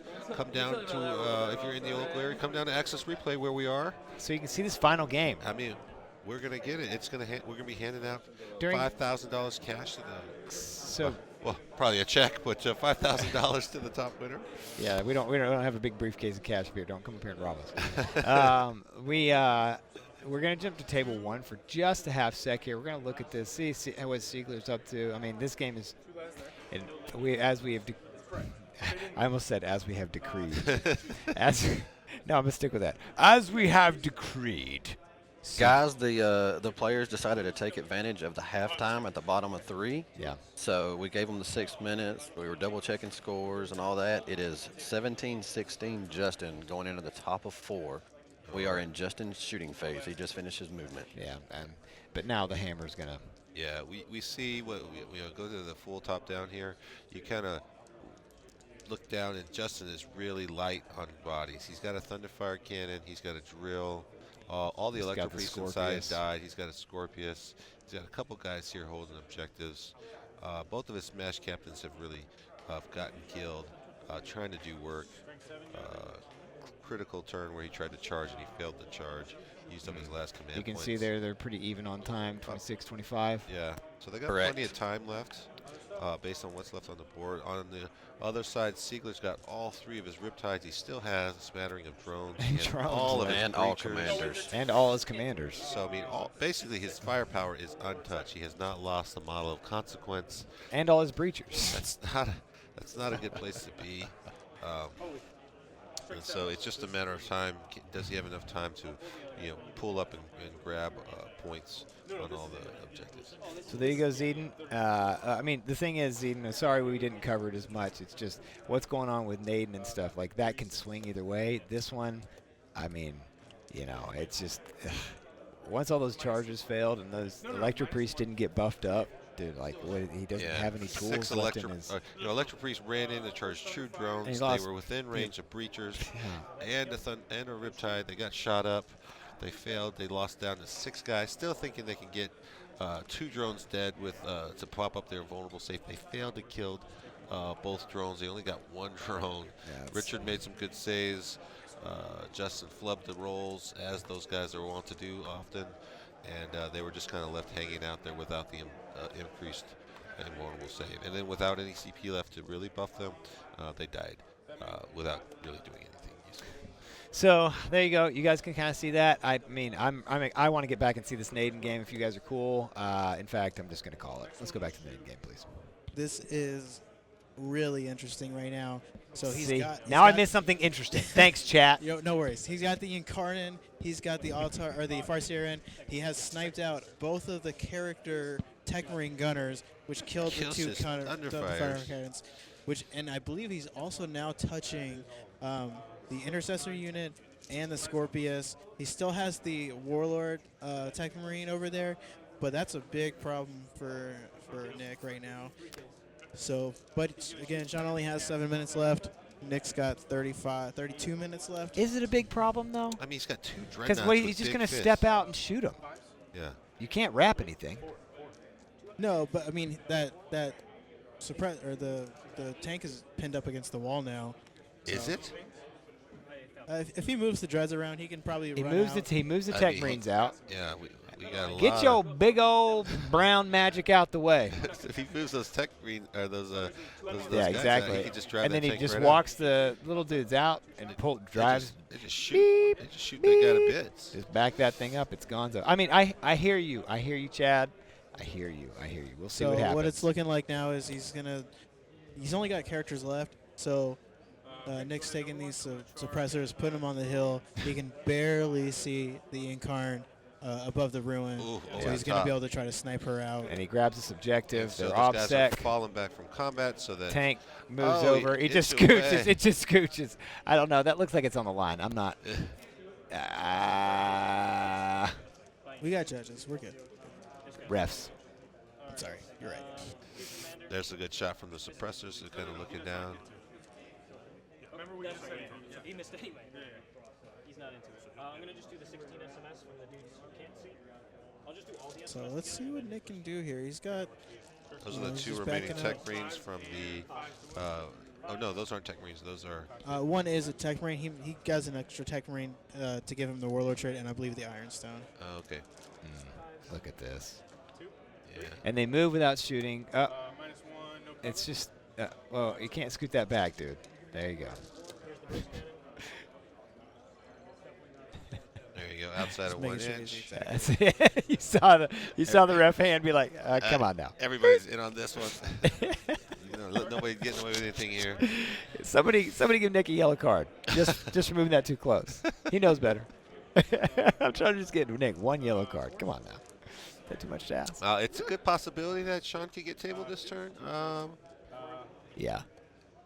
It is a very possible scenario. He's only got 3 characters left. Is that right? I mean, I don't think anybody can really. Well, if he gets rid of those 2, he could probably easily Scorpius out the.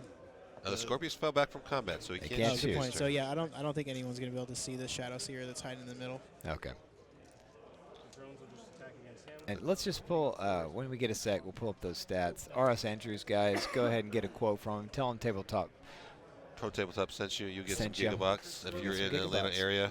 Gigabytes Cafe. Bingo dingo. Yeah, there you go. Like them on Facebook, like Pro Tabletop on Facebook.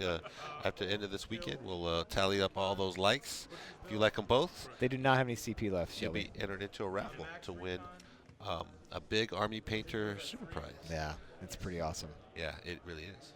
I think it's valued something around $400 or $500, I think.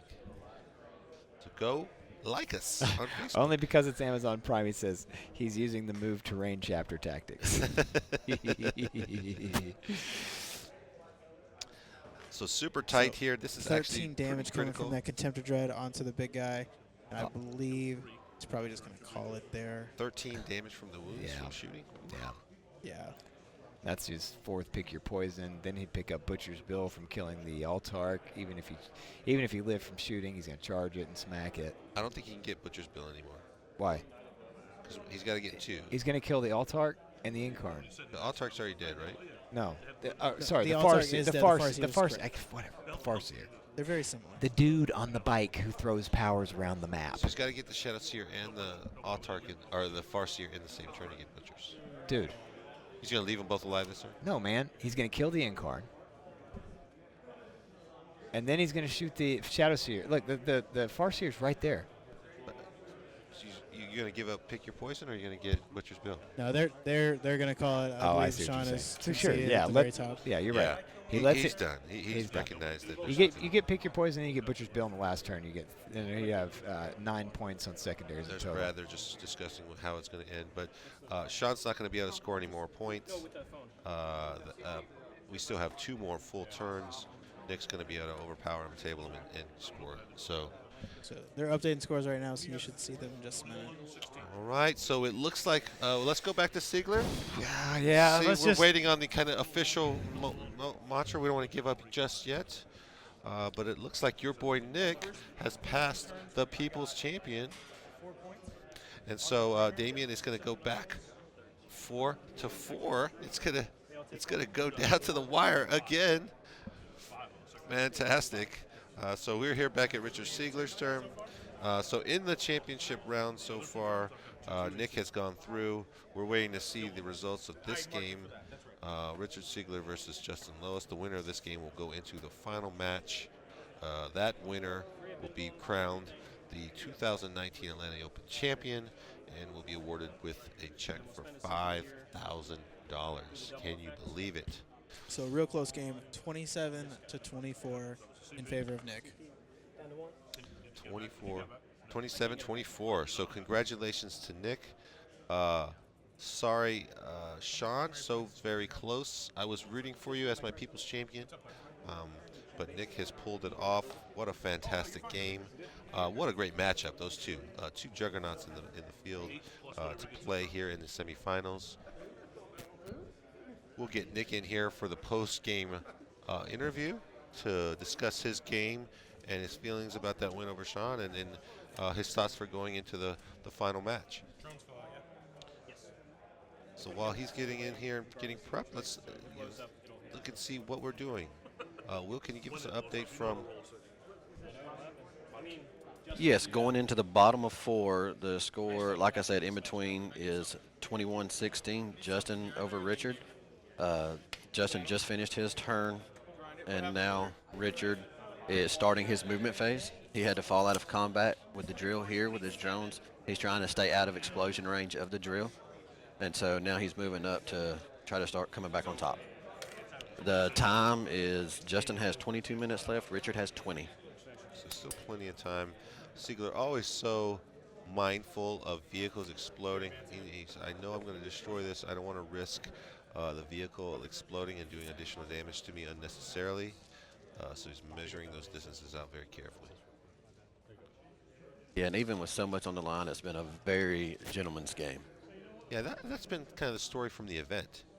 Everyone has been very, very good. The sportsmanship has been pretty consistent across the board. I mean, we would never know what quite to expect, especially here in the top tables in the final day. But it's been nothing but smooth sailing. So really great games to watch. Remind me.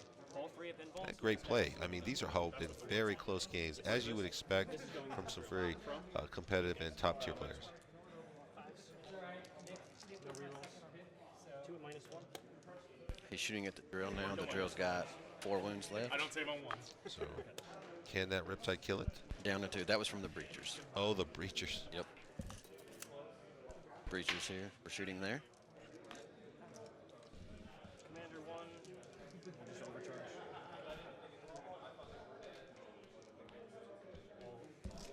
Commander 1 overcharging into the drill. These guys. -1. Okay. Mind if I just... That's fine. I saw 4 twos, but All right, so we're just kind forgot about of that. keeping an eye on this. How many Riptides does it take to kill a drill? yeah, I'm happy to take 2 mortals. You want me to take the 2 mortals? that's a I'll tough. That's a happily tough. take the 2 mortals. 4 up and shoot again. Just tell me what you prefer. I'm totally cool with you. I'd rather a dice aside. I don't. These wanna- guys are literally arguing about being better gentlemen. It's hilarious. It is. It's amazing. I mean, you guys, you just get. I've been to a lot of tournaments, and This is honestly one of the more polite ones I've ever seen. Well, it's only ever one. it is. So let's go to Nick. Let's jump to it. Let's see, get him So in you here. have secured your spot, my friend. I did it. One more to go. Nick is here in secured the your room. spot, with us. dude. One more spot. He's going to the finals. There he is. We're about to roll to see. Oh, second. wait, It hold did on. blow up. Once. Does it blow? Did it blow? He got a drone with the explosion It did blow up, but it and just, did the wound on his character. 2 wounds on the character here. Turn it in. Yeah, the termite blew up. this is what turn? Oh, this is. turn I think this is turn 4 or 5. I think it's 5 now. top of 5. I played the winner. Yeah. So anyway, so Nick, you did what you've done so far. What you've come here to do. I'm on a mission and I am accomplishing the mission. Yeah. Does it feel so good? We got kind It of feels interesting. great. It really feels Interesting stories here. So, you play the winner of this. Any particular person you'd rather play? Justin Lewis's army good. I mean, versus list to list, I'd much rather play Justin. I Yeah. think that should go a lot better But for me. you owe Siegler But I got a punch in the Siegler wiener. stole a win from me. Yeah, I God, know, The so game Siegler- ended on 5 on a random 3-up. I was 1 turn away from tabling him, and he got it. I and owe him Siegler some went on to vengeance. win Warzone And Atlanta then he because did. of that. And So yeah, I owe him some vengeance right there. He's So- mine. yeah, So you have your target set on him, right? Absolutely. Yeah, He's, for sure. Dude, he's yeah, mine. that'll be a great matchup. So the rematch. We streamed that game. And So for that to be the finals, right? That was meant to be. and that was my choice. You lost that game. You lost me People's Champion because of that round. But so. you've been rooting against me all weekend. I So keep it up. Keep it up. Well, Damon, you're you my just guy. won me, You're my people's guy. champion. We're now tied 4-4. It is You're the 4-4. freaking man. We're Nick. gonna do it. So it's down to the last wire. So yeah, I'm voting for Nick if I get the. No, roll. you're not, I'll vote dude. for Siegler then. You got to take Siegler. This is my guy now. Damien's my guy. See, it doesn't even Thomas, matter. I love you. Oh, we I love don't you, even roll but you've for been it? rooting against me all weekend. So Thomas, my guy. that's it. So you've heard it from him, dude. I can't even. We don't even need to roll. No matter what happens, I got Nick. I mean, what do? Do we appease the champion here? He's beating away all the way down. We'll get to I'm not. that. I bridge didn't even when we get sneak there. into top 8. I'm 8-0 this tournament. He's done very well. He's been having some. He's having some really tough games. You've some had close tough games. Tough games. That so let's talk about what's important here. That game, dude. There were I had a some. plan for that game, and I stuck to my plan for Yeah. that game. Yeah, you were like that Smash captain. We had talked about him. You were aggressive with him early. We're saying, is he going to bring him out? You He's kinda held he's him. like, nope, You this held guy him. I waits, told you I waits, learned waits. from my mistake. And we talked about that. You literally applied what you learned in the previous game. Absolutely, that's what I did. And it worked. You held him back, and you used him right when he finally came in. And he came in hot with his last 2 characters, but it was not enough. I know you have a big hubris, but I'm going to fill it a bit more right excellent. now because Never enough. There's plenty more where that so came from. the setup you had in your castle behind the ruin in your back. Yeah. When he comes in there with a shining, you're like, I don't need to attack the shining spears right now because when he goes up and he goes to this charge, we were like, okay, even if he that charge is almost impossible because the way you had your Scorpius set up and your Thunderfires, he would have to go down, under, down and around and there's through, it's like an impossible charge. You so throw like much a move. 17. You can't. Yeah, roll you 17. can't make it. So the only way he could do is just charge into your Dreadnought, and you're like, cool, man. Lodestone, and I'll look out some moves for my like, friends over have, here. have a lot of fun with that. Yeah, that was fantastic. And so I was to get like, to dude, see. he's just. He's got no Chad was kind of worried about it. He's like, well, what if he gets in? I'm like, dude. And that's why I was like, let's get a picture of where his That's what we models made you are. guys take it so we out. pulled that up, and it's like, oh, look, there's There's a more jump. than an there inch. Was There's a like gap. an inch and when a half. I deployed that Scorpius, I said, this thing is literally never going to move. Yeah. It's more than an inch away from all the walls. You can't engage it from your side. That was fantastic. And it stayed like that whole game. Amazing. So and that was your plan. With That was the whole right? plan. You make that Scorpius, you make the 2 Thunderfires unchargeable, kill those Night Spinners early so they can't lucky shot my Thunderfires, and then I just outshoot Sean. I can sit behind the wall, take 0 casualties, and just outshoot Sean. Yeah, I and won the we roll. discussed this as well. I Yeah. won the roll, and a lot of players would take first there. I thought about it and try to go for an Alpha Strike, make him blow up the Skyweavers before they get 3-up invulns going, stuff like that, before he gets Protected Fortune off. But I was like, if I had this strategy of sit behind the wall, then I can get second turn and just always get at least hold him, always get kill more, that kind of thing. When you saw him in his movement phase on turn 1 move and open up that hole in the back where you're like, Dude, mistakes I were was made. salivating. He's like, oh, they can come in on turn 1. We're like, And classic Sean. When right? you go for that turn 1, because I really did consider taking first turn, you open yourself up to being seized on so hard. Because it's like, if you're taking first turn, you've got to do something. you have to have an Alpha Strike, right? But if I have an Alpha Strike, or I'm set up to do an Alpha Strike, I'm on the line, I'm ready to go. He seizes, game's over. It's over. It's done. I'm not taking that 1/6 risk. Yeah. Not with the stakes on the line as they are. Yeah. So when you dropped your Dread, I do have a question about that. When you dropped the drop pod in and you had the 2 units kind of spread out, right? Yeah. Why did you leave enough space for? Was it not possible to line them so they were up against the wall? So if he charged one, he couldn't consolidate into the other, or was that just not? You just didn't. didn't care? matter. He Honestly, charged it the didn't pod. even cross my mind. No. I think he just charges the You pod. just charge the pod and get to whatever one you want, because I'm running 3 of the pod. Well, I understand that, Yeah, but yeah. tying up both units versus tying up one. I Well, mean, he just killed one. And I guess I would still have 5 scouts. What would happen? I would have 5 and I'm saying, scouts. would that matter at all? No. I wanted to be able to position the pod where it could have, those 5 scouts could have shot that Spirit Seer, and then I didn't stress about it at the time. Like I didn't inconvenience my plan at all to get those pot shots off on the Spirit Seer, because I was like, they probably won't kill him, and then I'll never take shots on him again until the end of the game. So, not knowing that he was going to perils the next turn, that bit me in the butt. But had I taken those shots, put 2 wounds on him, he perils, he kills himself. Yeah. That could have been a whole new play, but I didn't force that play. So. Sure. Yeah. And then, I don't think you can speak highly enough of suppressors. Dude, suppressors. What can you say? I mean, what can you say? Those Okay, guys what can you every say? time. I think they prove their worth. I'm Every like, 90 points. I like the show suppressors off, just sitting there. like Sean had no answers. Like he's just gonna eat those guys in his backfield the rest of the game. The rest of the game. You're like, oh, cool. Those are some of your engineers. Ba ba ba ba ba ba. Kill the engineers, kill Cat Lady, take Sean's objective. Like, what can he ask from those guys? He's like, man, they're doing work. I'm like, I wish that could work in my Ultramarines list. I just don't. And I think they look really cool. I mean, a lot of people don't like the models, but I love the way those They've guns grown on look. me. They've grown on me. Yeah, I'm doing that much work. They grow anyway. They reminds me of Aliens when they had those big guns that they Let's use. rock. Yeah, it's well, very cool. Is there any other thing about the game that that kind of caught you off guard, or? Nothing caught me off guard, but I think a lot of people might look at the end of that game and be like, Nick's got this in the bag. Like when there was just the Incarn and a Farseer versus my army. A lot of people were like, I'm just winning from here. But like, had that Incarn survived, he shouldn't. It's 2 Dreadnoughts, it's the Suppressors. It's a But charge. Had he, I would have lost. Almost assured. Like, We've seen Sean roll some ridiculous saves on the Incarn. and like, there's on average he dies like twice over, but there's no average to a 4-up. Like there is, but you know. You spike a those, few fours, like it can go. I've done it. I do it all the time. Leviathan. 50% of the time it works 100% of the time. Oh baby, roll me some dragons. Dragons in the chat. That is excellent. That is so. What do you think about this Siegler game with against Justin? I mean, Justin looks like he's got a points lead, so that's something. It's already going into turn 5. Yeah. But he's got 3 riptide. He's got triptides up still. Siegler has literally Siegler lost and I are nothing playing in very consequence. similar armies where we come in the back half. You know, Yeah. we're all just surviving with drones and walls and unkillable dreadnoughts, and at the end, like, you can't deal with his riptides. Like, it's gonna be huge. So the question is, can Siegler pull the points back? Because he's gonna kill Justin eventually. Yeah. It's just a matter of can he do it in 2 turns. I think he can. I'd be surprised if he did. Especially Siegler's like robotic. He's a very calculated player. Yeah. So he probably has like turn 5 and 6 already planned out. I'll score this.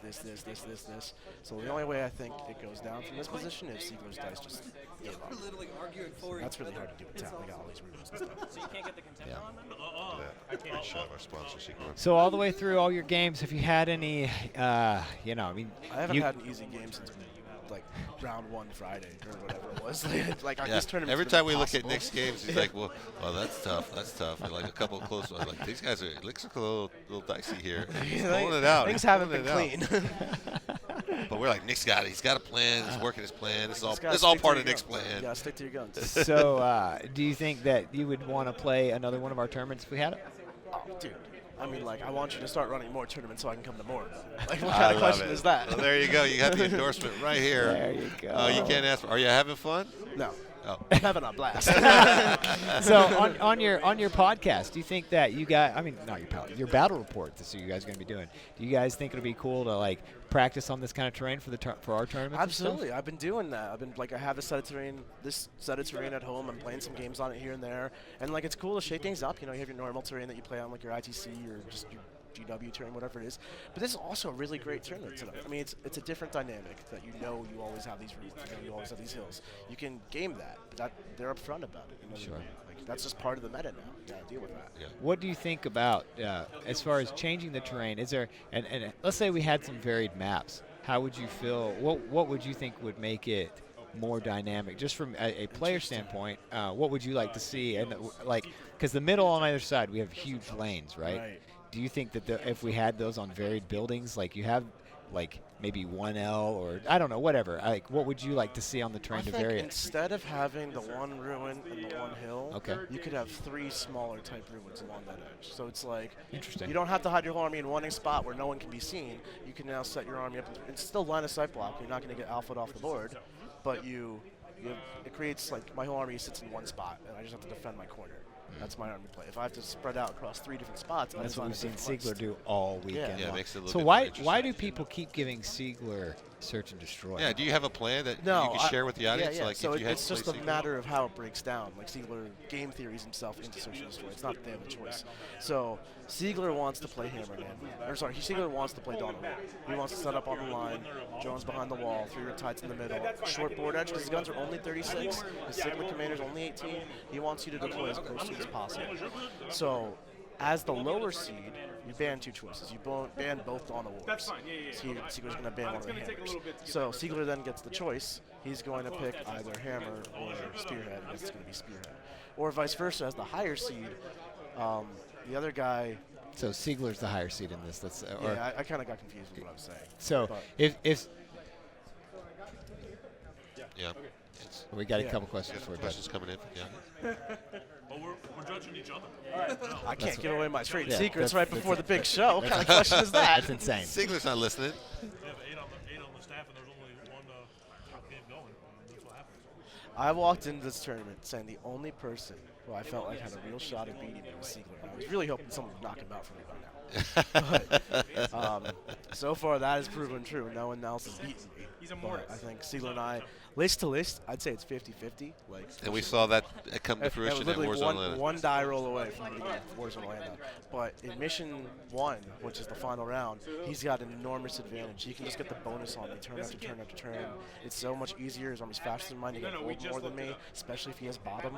It's going to be...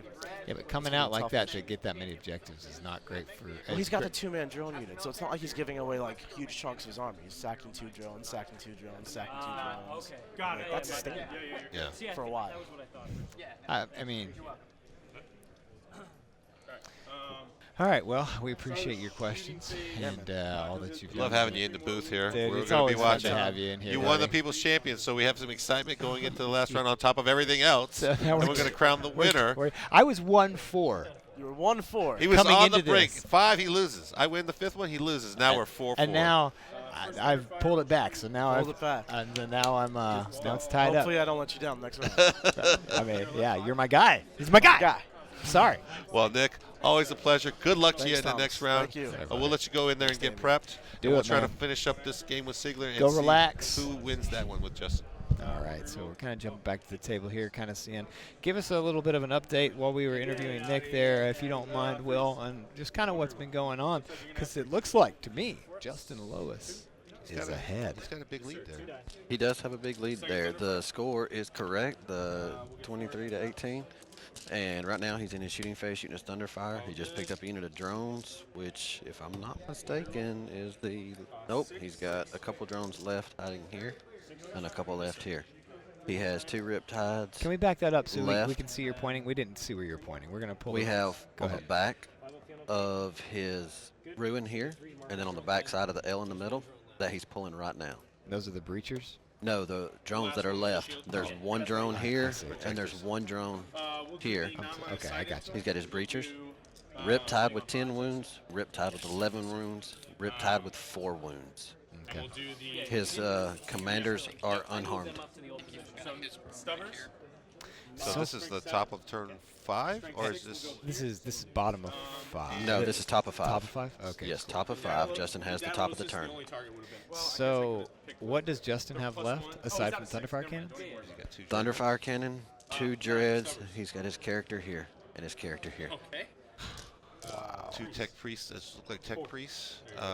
Yes, that's correct. And then, yeah, 2 character dreads. So he's trying to pick up that final butcher's bill. I don't even know if he can. I mean, Richard doesn't even have to pass to the drones anymore. You know what I mean? Yeah. 2 damage flat. This is Scorpius, Oh, he though. picked one up. 5 shots. Was that his first kill or second kill? 3 hits. First kill. And now he's firing. He has 3 left? 4 left. 4 left. 4 left. He's shooting at this Right Riptide now. here that's wounded. With 4 life left. Last cannon coming in at the Riptide. And does that Riptide have a 3-up inbound save? 2 hits. Yes, that is the involt. I'm gonna just spend my CP. He passed them. He missed 1. Spend his last CP. He spent his last CP and made the save. Yeah, 3 ups. Riptide staying alive. That was a big. So now they're big both play. out of CP.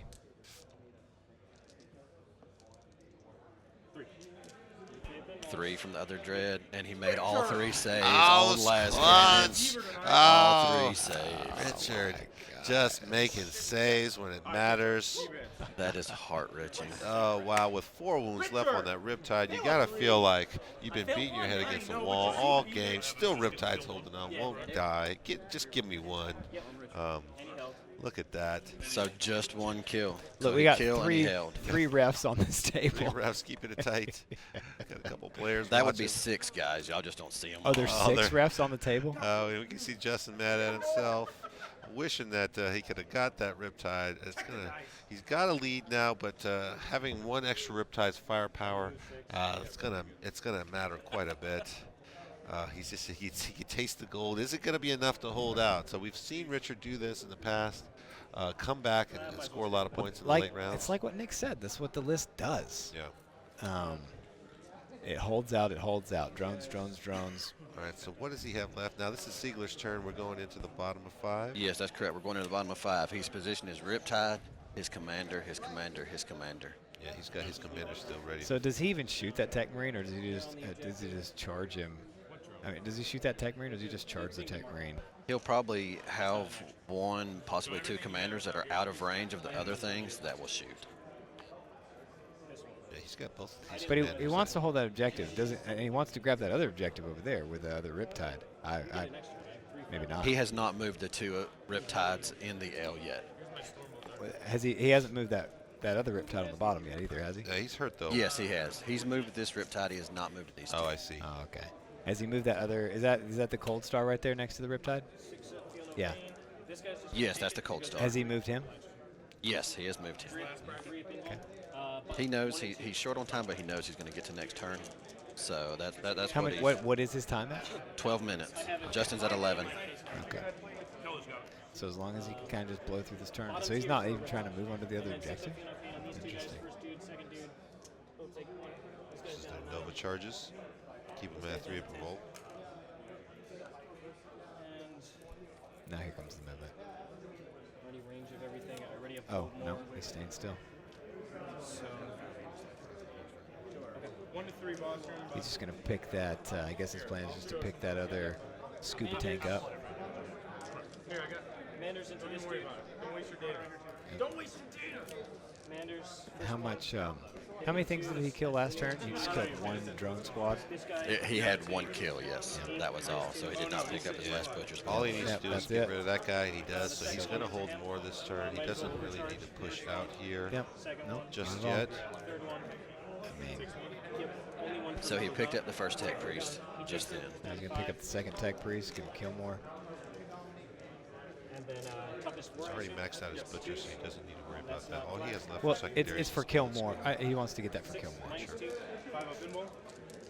Either that, he's either gonna kill that or the Scorpion. So whichever one. Oh, he's dead. Doesn't matter. He does pick him up. There's the second one.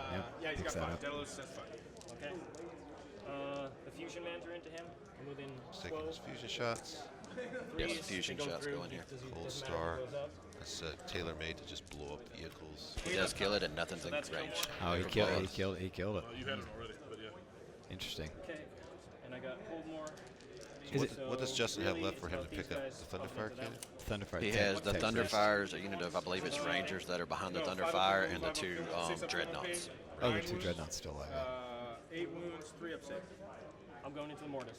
He's going to shoot at the With both Dreadnought. of them, you mind if I just do it together? Yes, he's shooting with his Riptides that are on the side of the L at the Dreadnoughts. He's going to just go ahead and roll them all together to save some time. That's exactly correct. Do you mind if I shoot them all together? Toughness.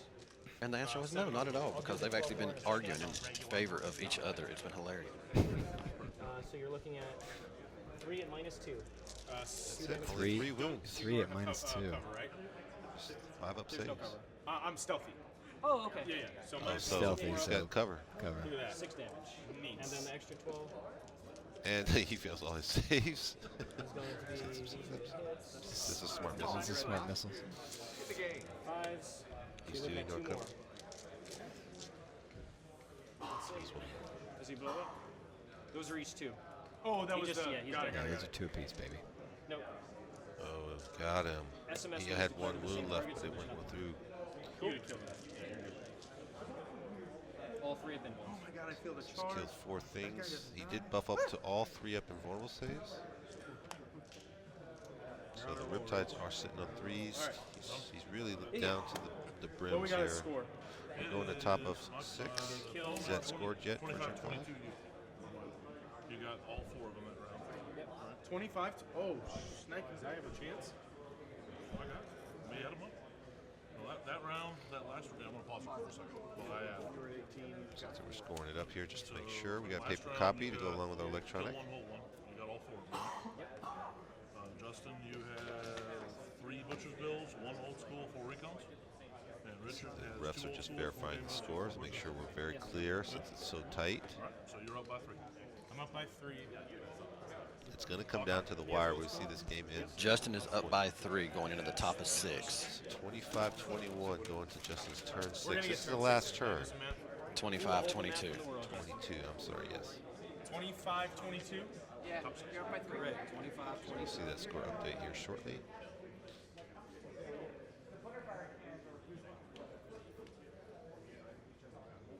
And you don't really see Justin picking up much on his secondaries. All he's got left is a double Butcher's Bill. He's got to kill 2 units in the turn. No. He's got to get a kill this turn to get last strike, so he might be able to do that. If you pick I up mean, that, can Riptide with can 3 he? wounds. Can he though? He only has 2 shots with the. He's with got a the- Riptide that has 3 wounds left. No, I know he does, but he's only got. There's no CP, so if he fails that 3 up, he can hit. Yeah. I That'll guess. give him last strike. Old school lift. That's all I can say. So that get one more old school. I don't think he's. He's not going to be able to get line breaker. He's not going to be able to get Warlord. warlord. Yeah, so he can max get kill 1, hold 1. What's he going to hold one with? Yeah, you're right. I don't think he's anywhere near that objective. With So this turn, yeah. So it was, what was it? 26, 23. Is that right? that 20, 25, 22. 25, 22. So on this next turn, I mean, it just comes it comes down to like where can he move? How was So if he Dreadnought's kills move 1 6? and he kills last strike, that'll give him 2 points. The most he can get, 27. And Siegler's going to kill more. He kills a unit of Rangers and he kills that last Dreadnought. That'll give him kill more. Hold. Unless, well, it just More. depends. It just depends If he doesn't kill 2 things, he only kills. So he can get. he's going to hold. Yeah, Justin's adding up right now. The max Richard can get to is 29. Yeah. He can get 7 points. No, he can get more than that because he can get old school. No, but that, I'm factoring that in. That would take that He off. can kill So it'd more. be 28, Hold 28. more. Good with me. Old I know, school. 'cause The what's last the 2. And line breaker. Points destroyed. That's 6 right there. Jack wagon. So I gotta. I have to kill more. Yeah, you have to. He just realized that he loses the tiebreaker, so he has to go for the Even win. if that is with kill more. I literally saved a CP to tremor shell one of your riptides so you couldn't get old They're school. 5. 3 Oh, yeah, primary that's right. We on talked about turn that. 5. He moves 12. Yeah. So he had characters on. So Did it's he- not was- on, did but he if get you the advance, bonus? you'll be fine. What's the bonus for this round? I think this is yeah, the yeah, one. Is this So the you'll get 3 the bonus. character I'm one? gonna get the bonus. Yep. Can we pull up So the if I mission? kill It's please? all 4 at the same time. So you would yeah, die. how did he get? That would bring you to 28. He didn't kill It would more take you last down from round. 29 to 28. He didn't hold more last Max round. score you can get is 20. No, that would take me So to his 29. bonus would have had to come from the. Hold, kill, butcher's bill, hold, kill more. If you got kill more. So get. We'll verify the score here. That is a really good point. Take 3 wounds off that. Hey chat, you guys are bosses. And then Thunderfire. Where's that one drone? In here. Can hey Will, can you actually just ask a ref? What's that? How did he get 3 points last turn? Because he didn't kill more. He didn't hold more. Yeah. The only way that he could have gotten a 3 point on that is by the bonus objective, and he did not hold all 4 objectives. I have SMS though. I don't believe at the end of his turn. I don't believe the SMS was -2 that turn. Yes, it but was if you just advance 2 him, you damage. can't shoot. That's what it was. And he has to be on this to get you the. I can move 2d6 in the charge phase. I'm saying I move him here. Yeah. Hold this. He dies. You kill him. He picked up Butcher's Bill, Kill and Hold last round. You have to kill. Okay, so why does he have 3 points on the primary on turn 5? I mean, you don't have any CP. You have to fill 1, 3 up. The max that he could get at that point then is 2 points for kill 1, hold 1 on the primary. So if I kill 3 and you kill 2. Yes. We're just talking it out. I don't know what y'all are showing, but what we're showing on both the phone we're using and the piece of paper, that's not how the score's coming up with that. He It's has- 25, 22. Mechanical. No. Okay, so can you see turn 5? Yes. And how many points did he get on the primary, Justin? 2. He got a kill and a hold. All right. Okay. I guess there's something weird going on. And Good. Richard got 4 on the primary. Yeah, we're pulling it up. All right, It could be so just our app. Good scoring good it. catch though, you guys. Way to be there. Sorry, I'm not gonna go that And far. as you see, we have a lot of technology going on, but we do have old trusty pen and paper and 6 refs standing around making sure we have this correct. So have no fear.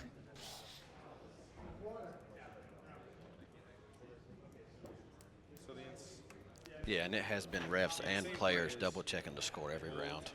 Okay. somehow you don't kill. Snig.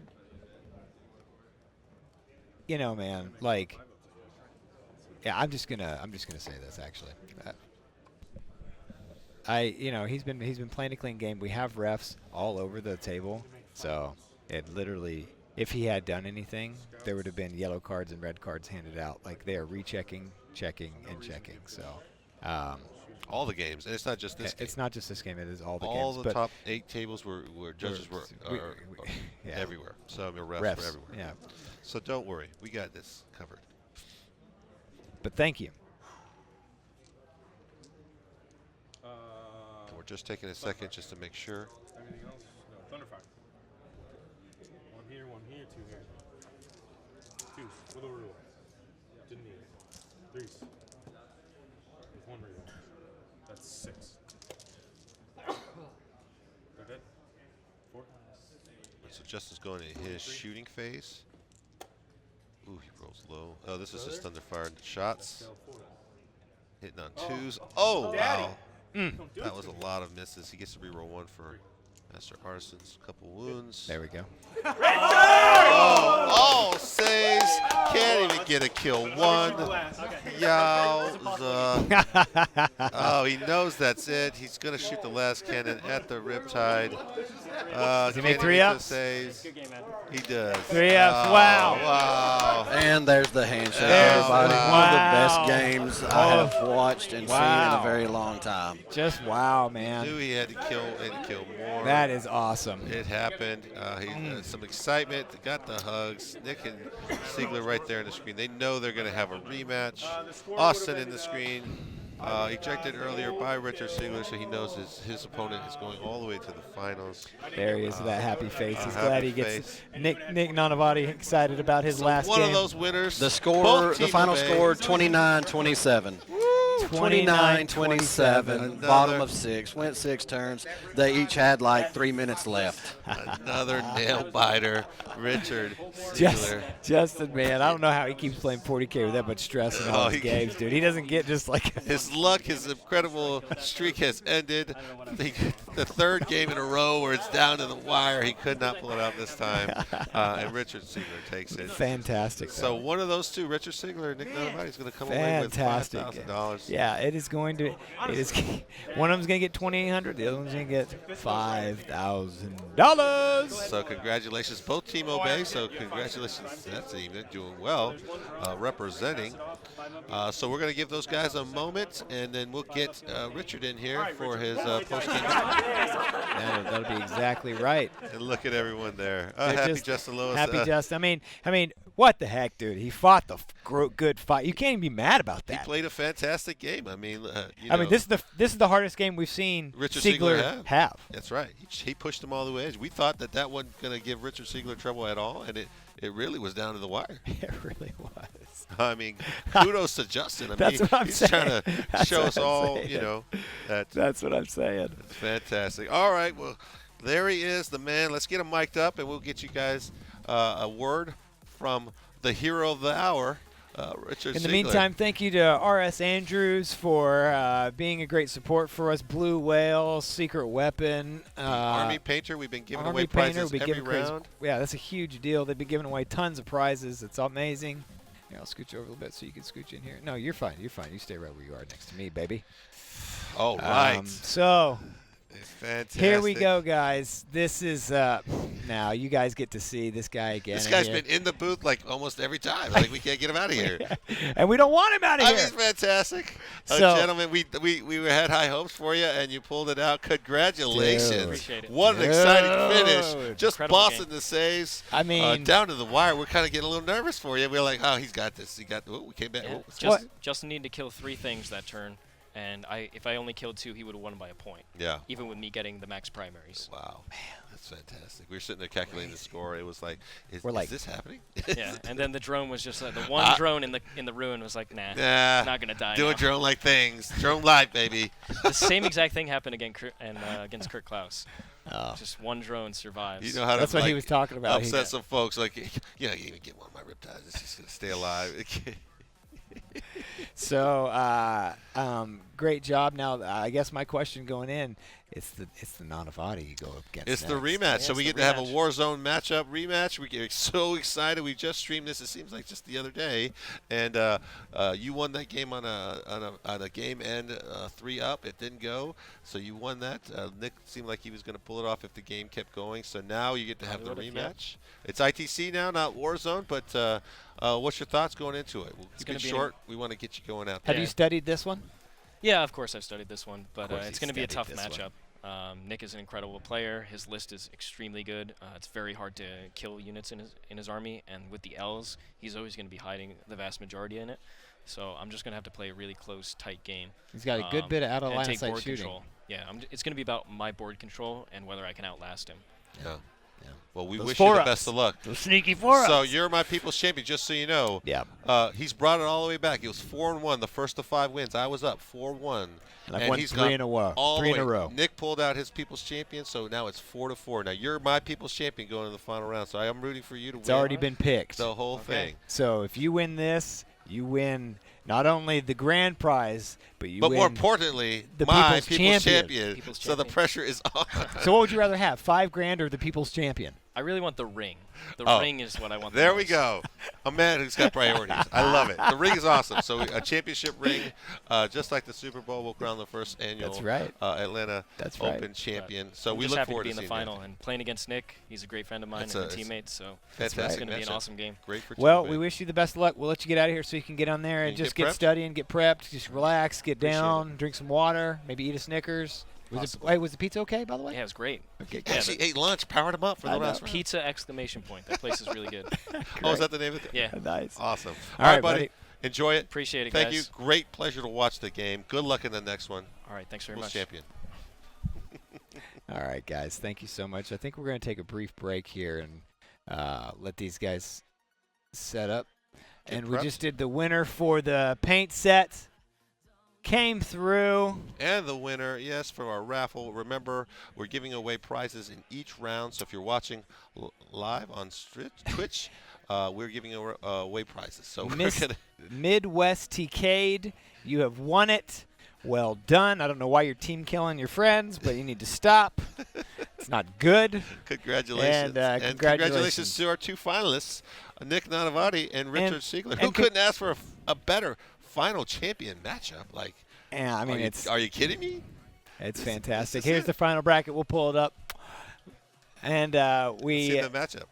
Let's see the bracket right there. There's the bracket as it starts. The Richard top 8. Siegler, Nick Nanavati. And then there were 2, Richard Siegler and Nick Nanavati. So we'll get those guys prepped. We'll be back to you shortly. And what do we got left? I mean, it's the last round. So if you're in Atlanta, you're in the area, come by, want to see the finals live here, stay tuned. If you're out in the internet lands, we're going to be streaming this live. 1 table, no more bouncing around. It's go time. We're going to be watching it like a hawk to see who's pulling out. And, of course, the people's champion. Damien 4, Thomas 4. Who's going to win it? Who's going to take the whole thing? I can't wait to find out.